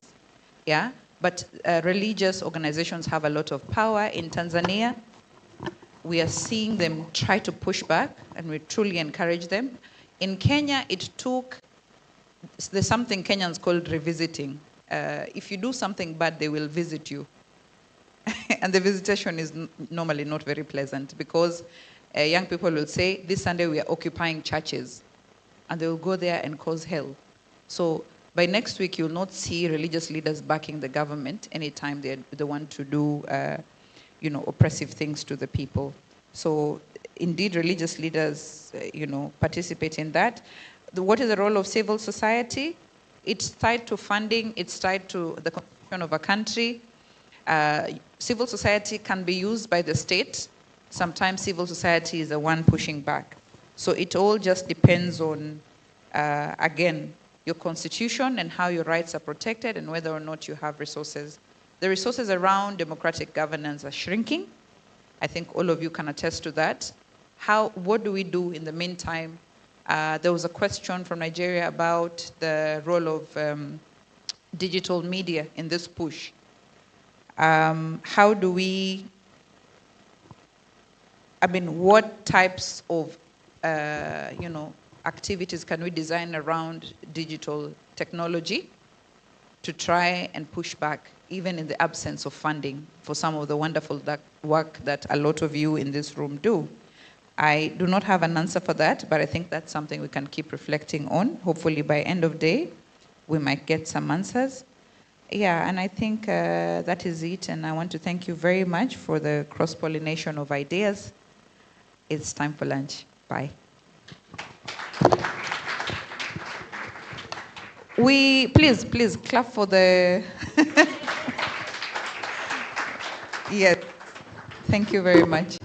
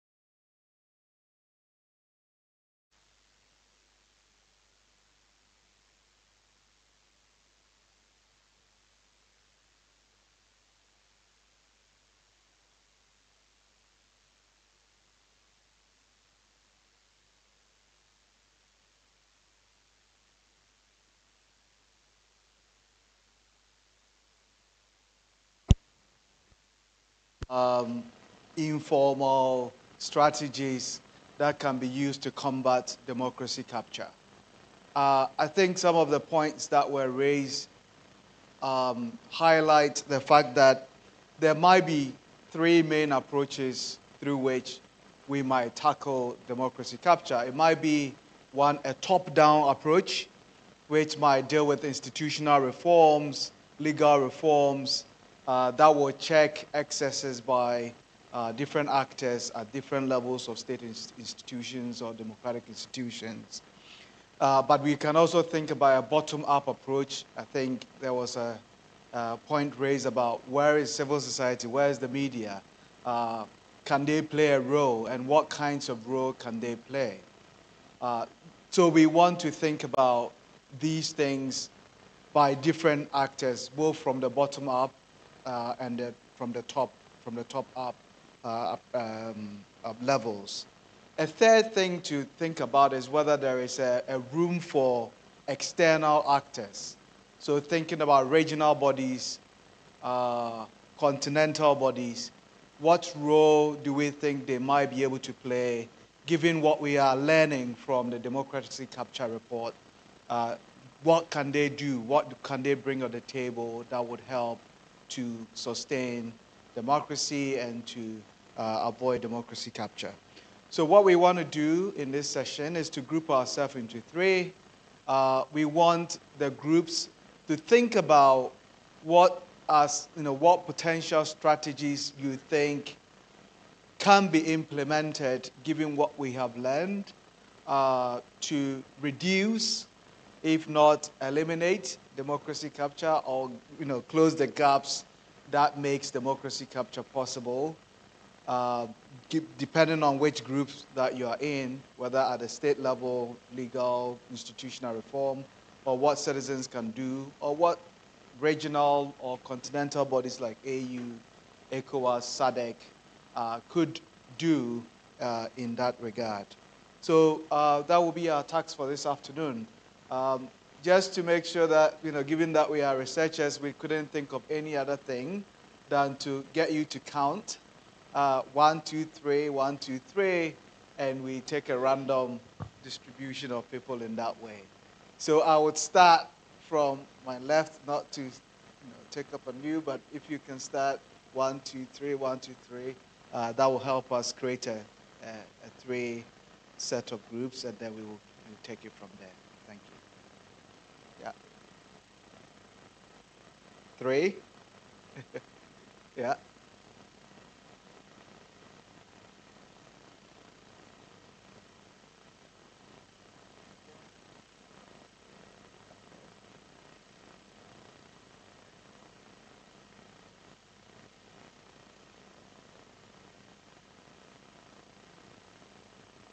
Last table in the corner.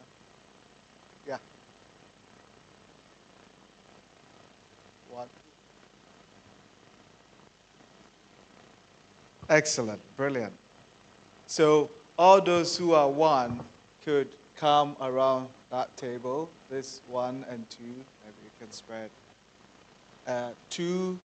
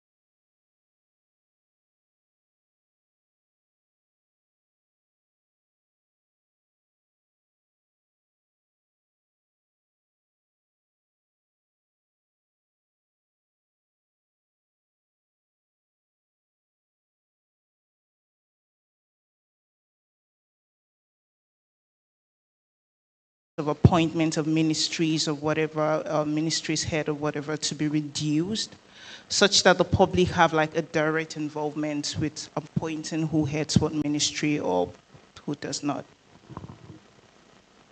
I think we also talked about the need for dialogue that is representative of the decisions of the electorate, and also the need for a very engaged and also informed citizenry that can hold government accountable and, you know, ensure that people do the right thing when you appoint them into office.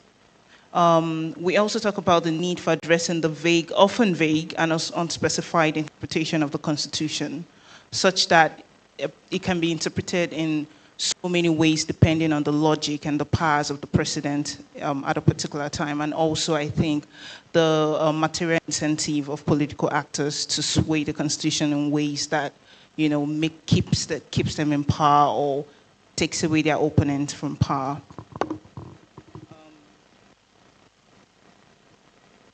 Okay, yeah, the need for healthy competitive politics that are historically undergirded by informed citizen engagement.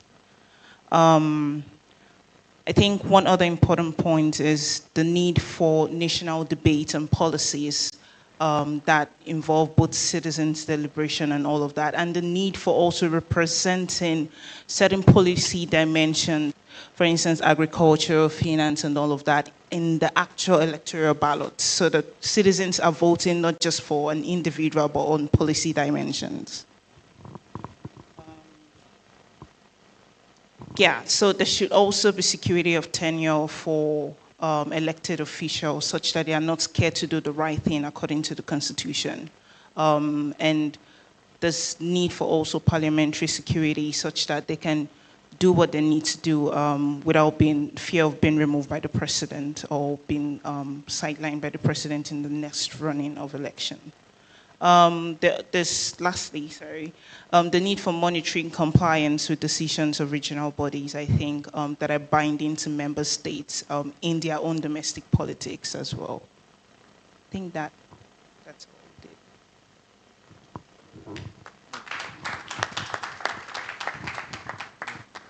I think in our group there was I mean, in terms of being precise on, you know, things that get decided in law, that minimize the room for maneuver for the executive branch. There was a story of the election date being fixed, for example, that, you know, was in the hands of the executive to decide, but then was enshrined in the Constitution that election will be held on this very date. And that was just stated in the Constitution and therefore cannot be amended. So that sort of precision was something that we thought, you know, and the issue of, you know, term limits, is it second or third or first or first? When you, first or second, when you're changing constitutions to specify how much terms of office the president should have, it should be very precise that if your current term counts as what we are including. So it has to be very precise so that executive branch do not have the changes. So I just wanted to add that. Any questions for our group or statements? I think we should add rules around reforms, because reforms can also be captured. So because all the issues that you have raised in terms of legal constitutional reforms, those processes can also be captured. So how do you organize the rules around reform that limits or reduces its vulnerability to capture? And Togo is an example, when in the process of constitutional reform, you actually get a worse constitution than in the previous one, right? So I think that should be the key.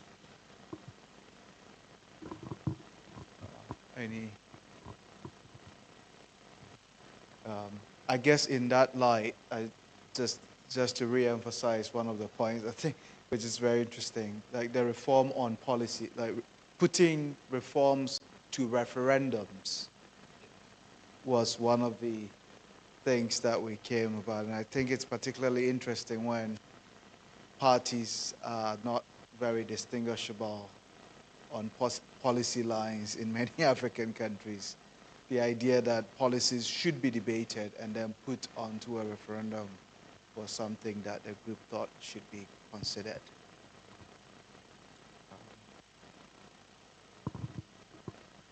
Questions, so we move to the second group.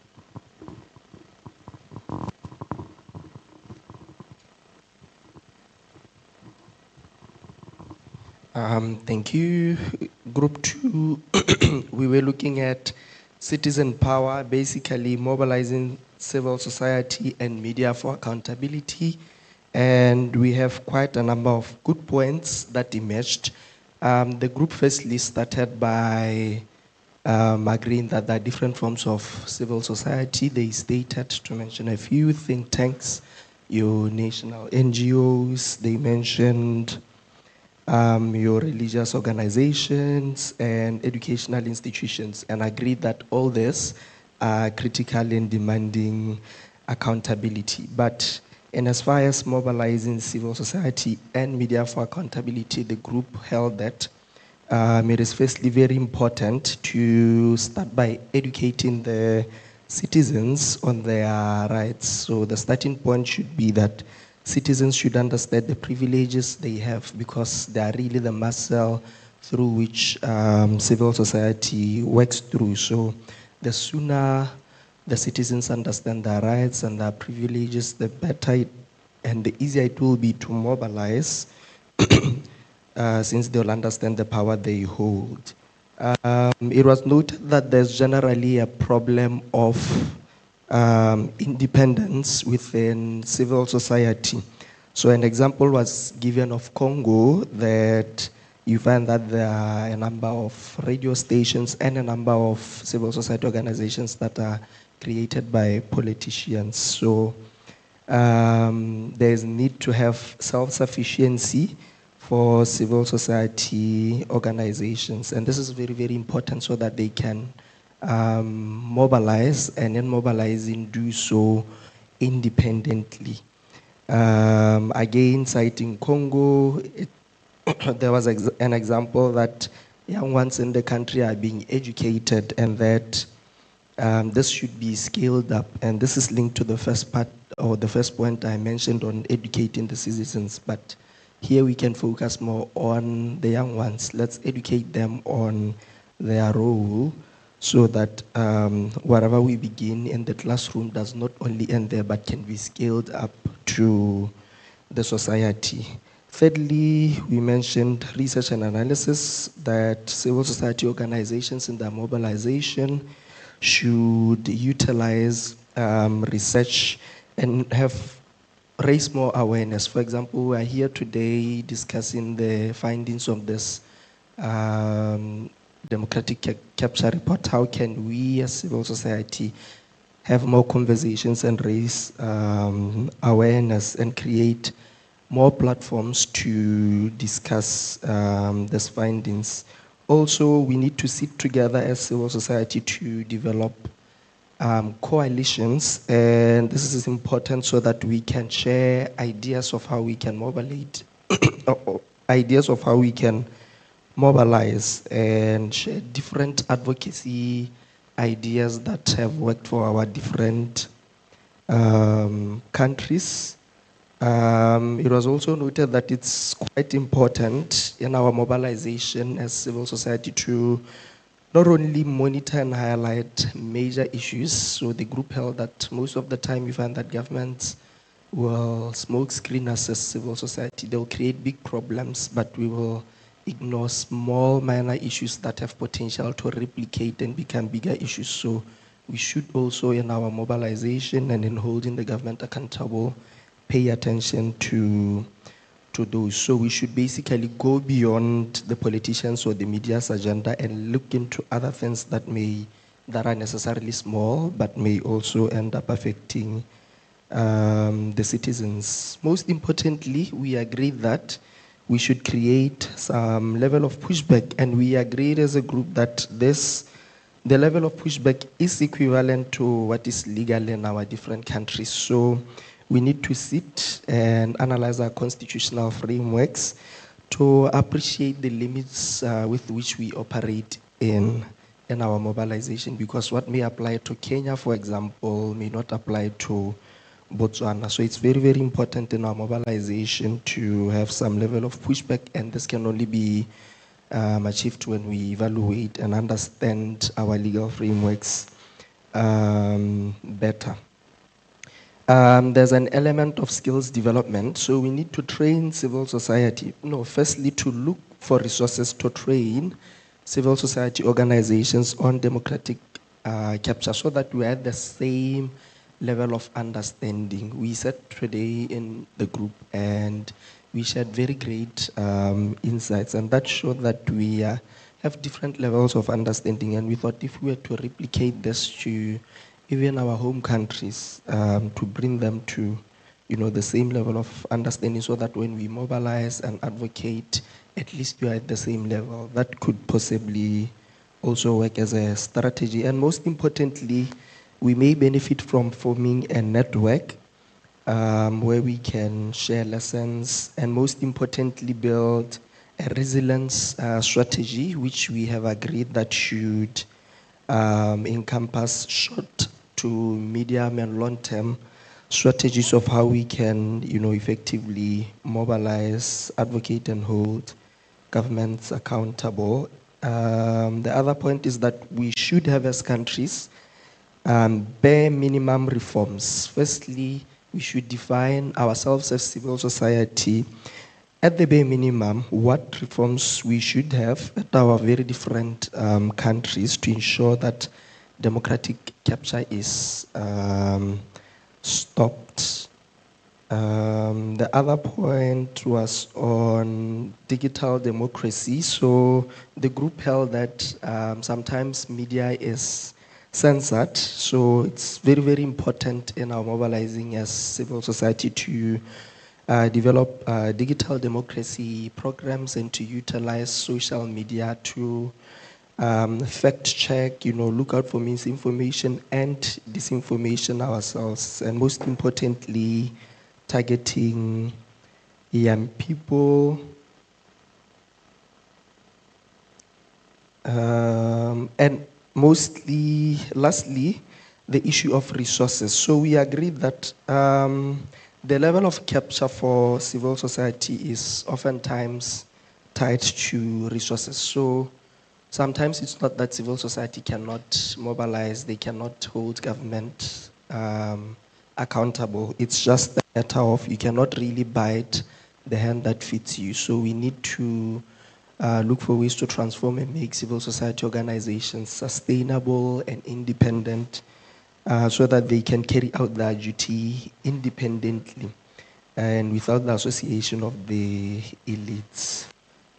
Just in short, those are our submissions. Thank you.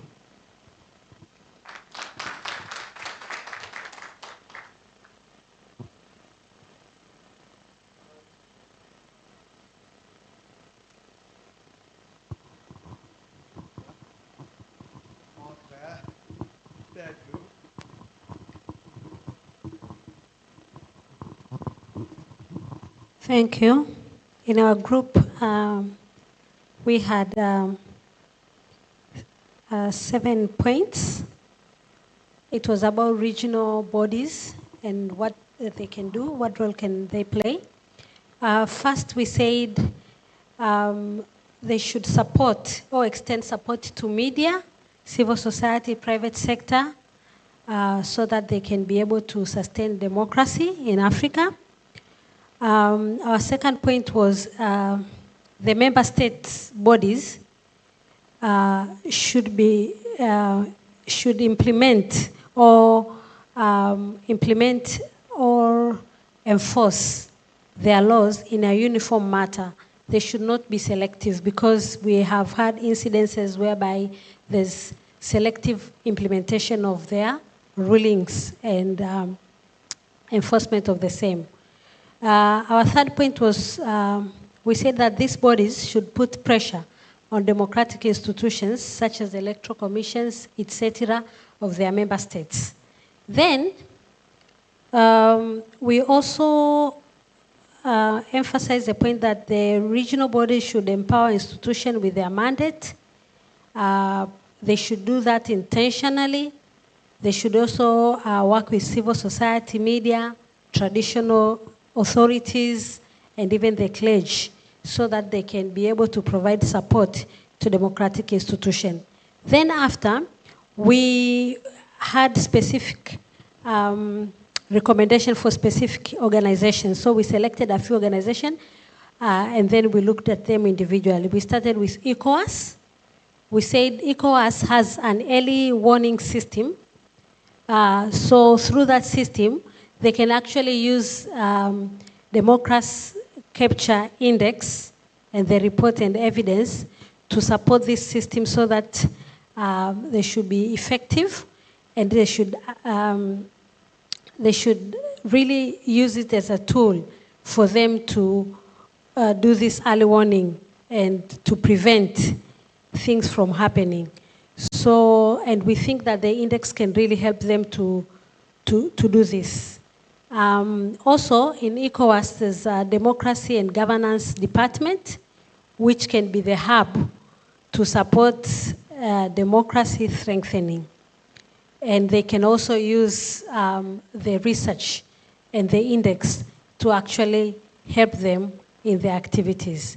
Then we moved on to AU. We said the AU has a very good charter. It's called African Charter on Democracy, Election, and Governance. And within this charter, they can actually carry out programs and use the Democracy Capture Index to build capacity to responsible institutions within their member states. They should use the charter also to be preventive and not reactive. They should be proactive in ensuring that democracy is not being captured or things are not happening that are anti-democratic. They should also ensure national alignment to the charter. That is, they should ensure compliance and see the way to enforce compliance to the charter.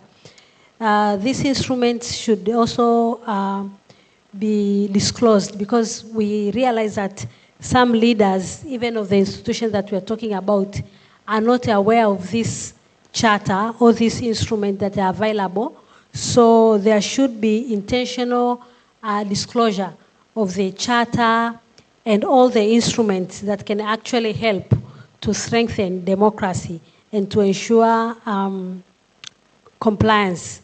So strategies such as peer learning, comprehensive documentation, popular distribution of popular material for citizens and even civil society and leaders to understand what is available. Then we also identify regional courts, such as ECOWAS. ECOWAS has a court. Also East Africa, there's East Africa Court of Justice. So they have rulings that are often in favor of democracy, but these rulings are not known. So they should also be disclosed. Civil society should publicize this kind of ruling so that they can actually be used for advocacy by civil society, research bodies, etc. Then after identifying those, we looked into the regional civil society networks. We say they also have a role to monitor and also to highlight the problems, to do research and publicize the findings. And this has also come down to what CDD can do. So CDD should not only publish this democracy capture report, but they should see ways through which they can publicize it to different civil society. They can, if there's funding, they should do country visits. They should lobby to have a special rapporteurs to the democracy and governance issues so that they can use this kind of research and index to actually prevent things from happening. Thank you.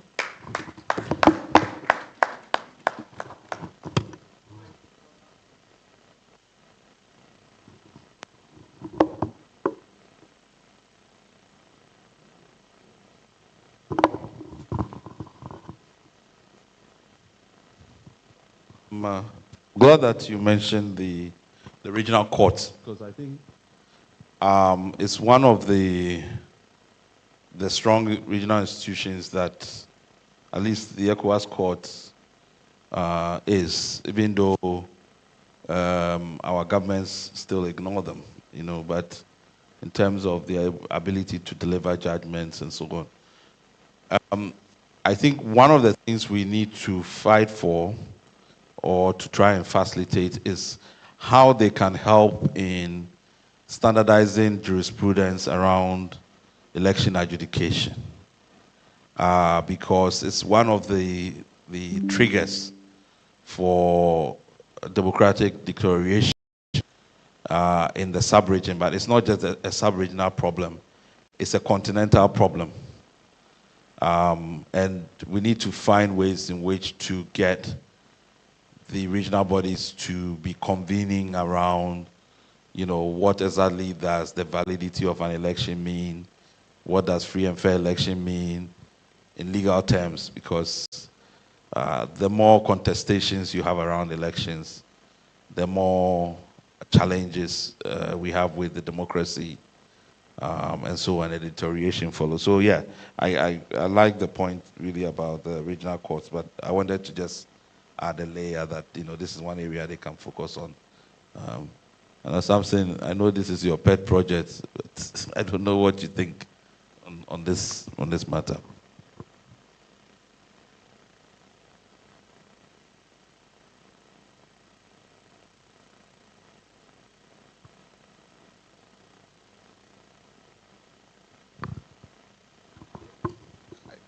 Coach, I don't know why you set me up. I think it's a valid point. In terms of the standards are already set in the regional norms, like the charter that we have. But because of the disparity in the jurisprudence, it becomes very challenging for the regional courts to adjudicate on certain matters. But I agree with you to the extent around thresholds, that yes, we can look at thresholds around the validity based on common principles. But then when you look at the court system in Anglophone Africa and what is obtainable in Francophone, the other countries is quite different. So it'll be a challenge because in certain instances, the adjudication for some of those election cases is it's at a country level. There isn't any form of adjudication at the regional level. However, there are pre-election related disputes that relate to some principles contained in those instruments. And I think there lies an opportunity, right? But also, in terms of capacity, because there's also the knowledge gap. And there are several gaps around a lot of jurisprudential issues, not just about the validity test for elections, but it's as simple as when you have a contest between an electronically generated result and a manual result. Which one takes precedence? I think there can be common understanding around that. So when you look at cases in Malawi and Kenya that have become sort of the locus classicus for most of those cases, I think there are certain things that other countries can draw from those jurisdictions. So I agree with you that it's not necessarily standardization, but it's really facilitating peer learning and common understanding around some of these issues so that other judges can learn from other contexts. So I think that's a very unique opportunity.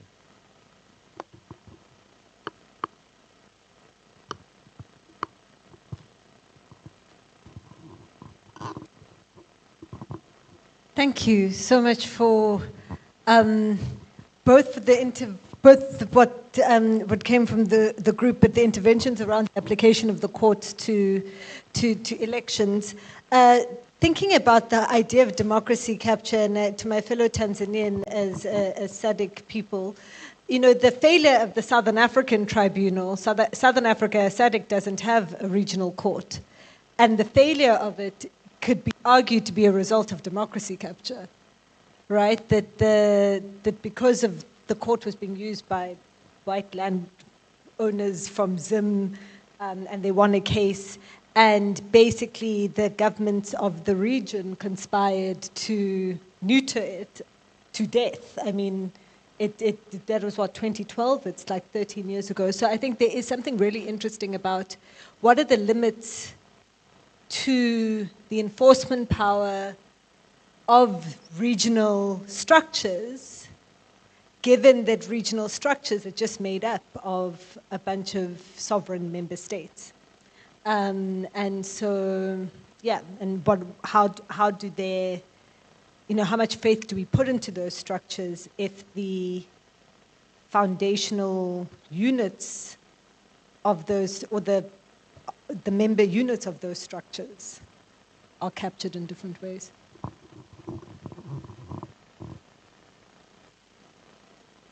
And it's just to say one of the other conversations that are going on is that we need to democratize the regional institutions themselves, because the same thing we are talking about, balance of power in regional institutions, that doesn't exist. That has also led capture by the heads of states, determine everything. So if you don't empower the parliament, for instance, to be able to compete or to be hold them to check, then it's very difficult for you to see how the regional bodies can play a role. Let's take the last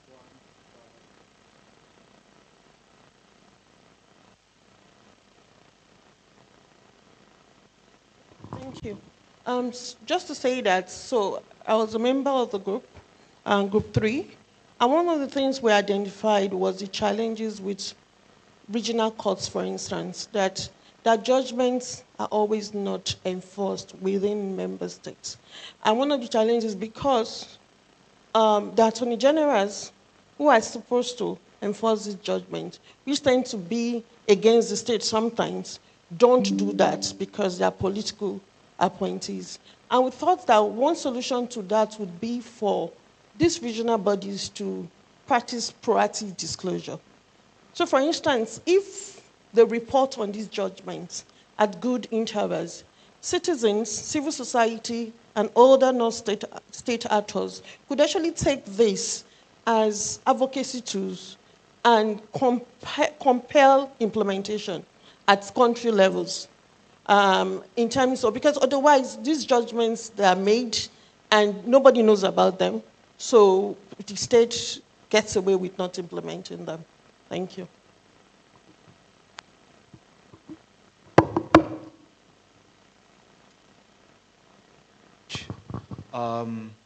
I think what is probably running through all this from the start to now is that democracy capture is very complex, intricate.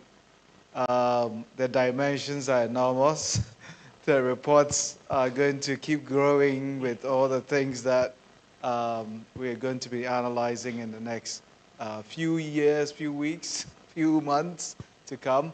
But also, so are the solutions that we have just discussed.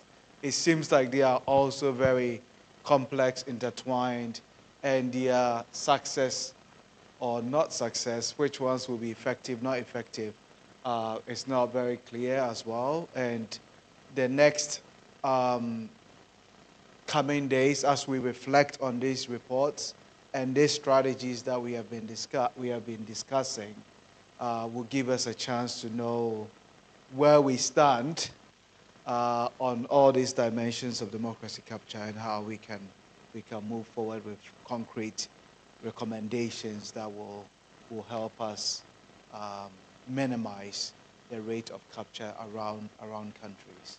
So keep sharing your positive stories your strategies with us, so that as we keep building this report, these stories and these strategies will best inform the final report that would come up.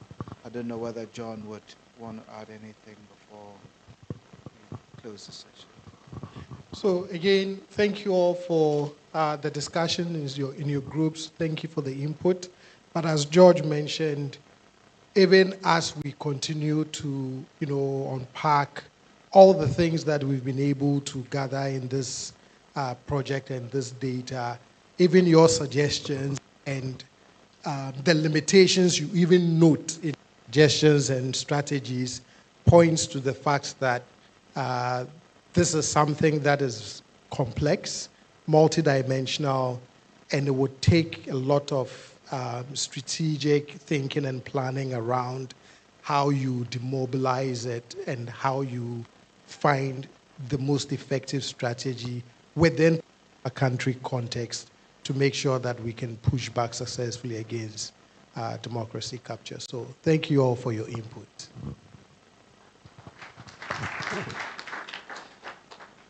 Thank you very much. Now we move on to the part of the event we've all been waiting for, the official launch of the index. And I'd like to invite to the stage Dr. Samson Osei. He's governance statistician at the African Peer Review Mechanism Continental Secretariat in South Africa. So he would give us some brief remarks and then formally launch the index. Yes.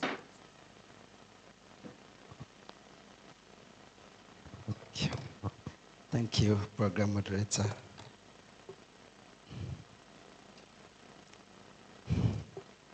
Standing on already established protocol, I want to say good afternoon to you once again. It is both an honor and privilege to witness this momentous occasion, that is the launch of the Democracy Capture Index here in Accra, Ghana, by the Ghana Center for Democratic Development. Today actually marks a significant milestone in the collective journey towards fostering transparency, accountability, and integrity across governance institutions and the extent of democracy capture in Africa. The maiden edition of the Democracy Capture Index, which is unveiled today, is more than just a data set. From the African Peer Review Mechanism perspective, we see this tool as an essential resource that will help us to deepen our review methodology. The accumulation of years of rigorous research, present analysis, and collaboration among stakeholders shine through this report. The African Peer Review Mechanism, as you may all know, is an African Union organ that assesses governance in the member states. APLM aims at identifying deficiencies in governance practices to foster political stability, economic growth, and sustainable development. This is done through a peer review process at the level of the heads of states and governments. Currently, there are 44 countries that have voluntarily acceded to the mechanism. And interestingly, all the 10 countries that were stated in this particular report are members of the mechanism.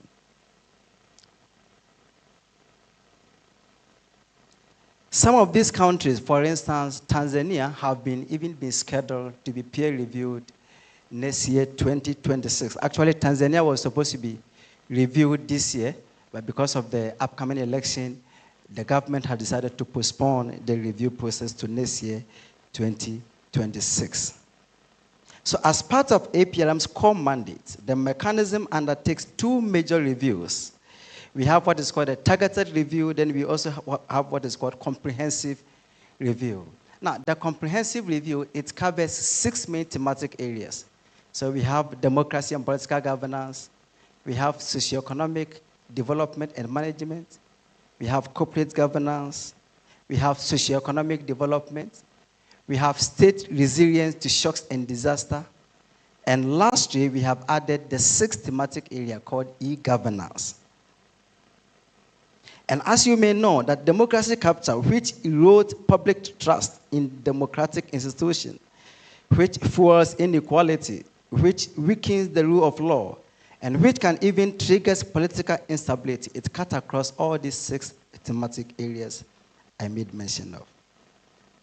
Now, on behalf of our CEO, Ambassador Mary Antoinette Rose Carteret, who is very passionate about this particular index, the APLM believes that the launch of the Democracy Capture Index is timely. The relevance of such instrument depends on 2 things: its application and also its acceptance. Whilst countries such as Tanzania and Botswana are scheduled to be reviewed in 2026, these two will be an important resources for our review team and also experts as they prepare for the review of the Republic of Liberia and Sierra Leone in September and October 2025 this year. I would like to emphasize that through its rigorous review process, the APLM will identify all the vulnerable institutions in these countries and reveal where democracy is being hollowed out in the member state during our country review process. APLM will also use its national and continental structures to raise awareness among member states so that they may recognize the rarity of democracy capture in this country. Excellencies, ladies and gentlemen, the evidence in this report indeed highlights the urgent need for further investigation into the consequences of democracy capture, be it immediate, medium, or long term. While this is eminent, it is also important to think about the best possible and pragmatic approach of how to resist and curb democracy capture, as we have just done. The APRM does not just diagnose the issues undermining the fundamental principles of democracy, but we come up with recommendations which are translated into what is called the National Program of Action. And this National Program of Action is often integrated and harmonized with the country's national development plan. So these and other avenues like experience sharing are possible ways APRM will contribute towards resisting and also curbing democracy capture in our member states. Your Excellencies, ladies and gentlemen, in 2018, the head of state and government expanded the mandate of the mechanism.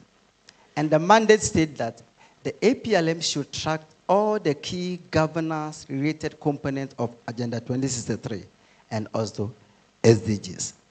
Now, in response to this, APLM came up with what is called APLM Governance Index for Africa. And we believe that this index, it resembles the Democracy Capture Index, which is championed by Ghana CDD. Now, the objective of our index is not necessarily to compare countries, but to create a longitudinal data to assess governance in all the AU member states across the 5 thematic areas I made mention of. Our index aims at complement our country review report, which is largely qualitative in nature. And we believe that the Democracy Capture Index and the APLM Governance Index seek to achieve similar objectives. Currently, there's an ongoing data collection exercise in 22 member states of the mechanism. Much like the Democracy Capture Index, the APLM Governance Index does not pass judgment. Instead, we see this as a tool for deepening of our democratic institution. In closing, I would like to congratulate Ghana CDD and its partners on the concrete steps it has taken to measure democracy capture on the continent. Congratulations, Ghana CCD and its partners.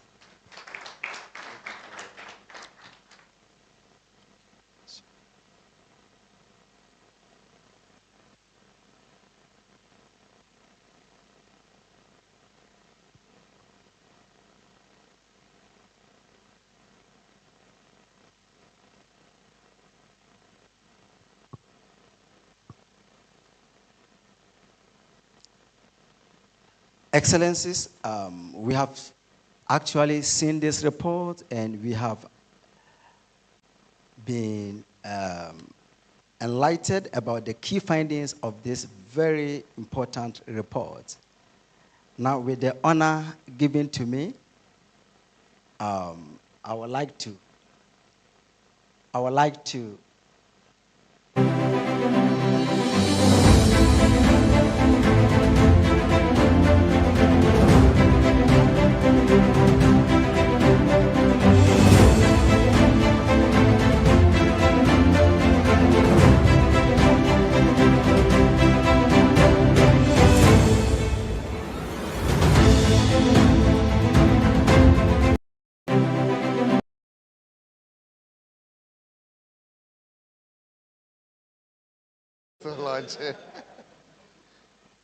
So if you have used the QR codes, once you register using the QR code, it gives you a link where you can access the soft copy of the report, both the full report and the key findings. And so if you haven't registered, once you go out, we can assist you to do that. We would also show the QR code at the end of the program. Once you scan it, you would have access to the soft copies of the hard copy reports that you have on your table. And so we've finally come to the end of today's program. And I would like to invite Frederick Edujemfi, Director of Program CDD-Ghana, to give us the closing remarks. Thank you. Please, with a round of applause, let's move on.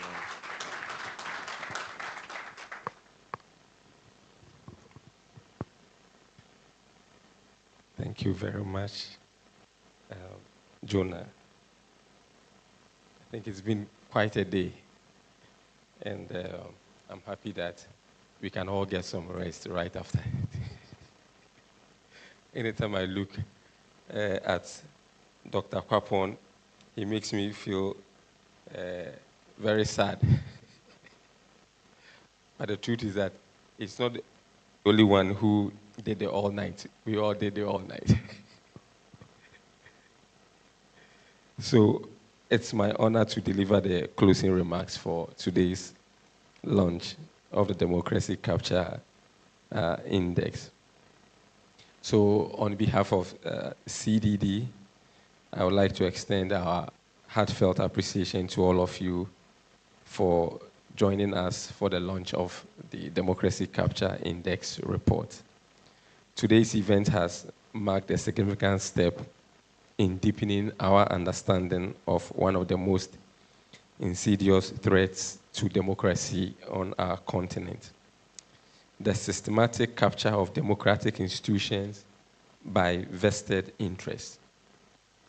Through your insightful contributions, engaging discussions, and shared commitment, we have affirmed that this is not just an academic exercise, but a continental imperative. Earlier, Dr. Asante had mentioned a few of the consultants that have worked on this project. I would like to add my voice in recognizing and sincerely thanking Open Society Foundation for funding this project and the contributing authors: Dr. John Osai Kwapon, Professor George Ufusu, Professor Nick Chisman, and Professor Robert Matsis, and the project's technical advisor, Professor Emmanuel Jima Buedi, whose passion and dedication have brought the DemCap Index to life. Their work has laid a foundation for a new analytical lens that will shape policy and academic discourse for years to come. Equally deserving of our deepest appreciation are the 30 distinguished country experts, 3 from each of the 10 countries studied, who invested their time, insights, and expertise in producing the empirical data that underpin this report.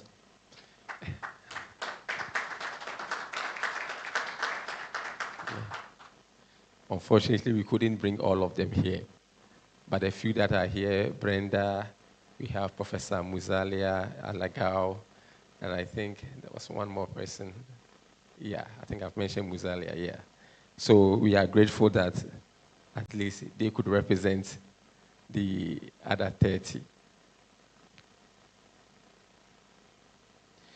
As a matter of next steps, even as we conclude today's launch, I am pleased to share with you our next steps. Following today's event, the DEMCAP Index report will be finalized, printed, and disseminated to key governance institutions. And we are looking at parliaments, anti-corruption agencies, regulatory bodies, civil society organizations, and oversight institutions who can use this evidence to inform the reform efforts. We will also initiate strategic dialogues with continental bodies, notably the African Union, ECOWAS, and Dr. Samson Osei has already mentioned. We are also going to engage with the African peer review mechanism with the aim of integrating the DEMCAP index into broader regional governance frameworks and accountability mechanisms. The individual country studies that form the basis of this analysis will be published as a comprehensive compendium, serving both as a reference for comparative research and a resource for national advocacy. We also intend to leverage the DEMCAP dataset to generate new scholarly and policy works that examine the dynamics and impacts of democracy capture. And interestingly, I heard Dr. Kwapon saying, per the discussions, it appears we have just scratched the surface. So it means that there is more that we can do with the data set.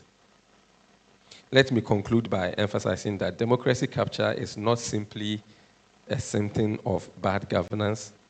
It is a systematic threat to the foundations of democratic legitimacy and accountability. The findings in this report are a call to action, because what is at stake is not just the effectiveness of our institutions, but the confidence of our citizens in the promise of democracy.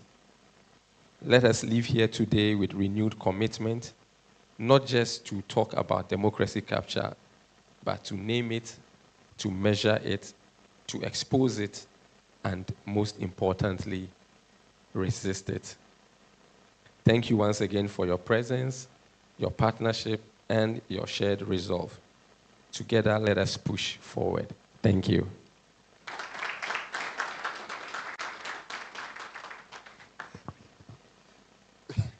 Thank you very much. In Ghana, we have a saying that when the elder in the house baths, then the water is finished. So as the director has come to give the closing remarks, there's nothing more to add except to say that thank you very much for having you here. I hope you do enjoy the rest of your stay and safe journey back to your countries. Have a nice evening.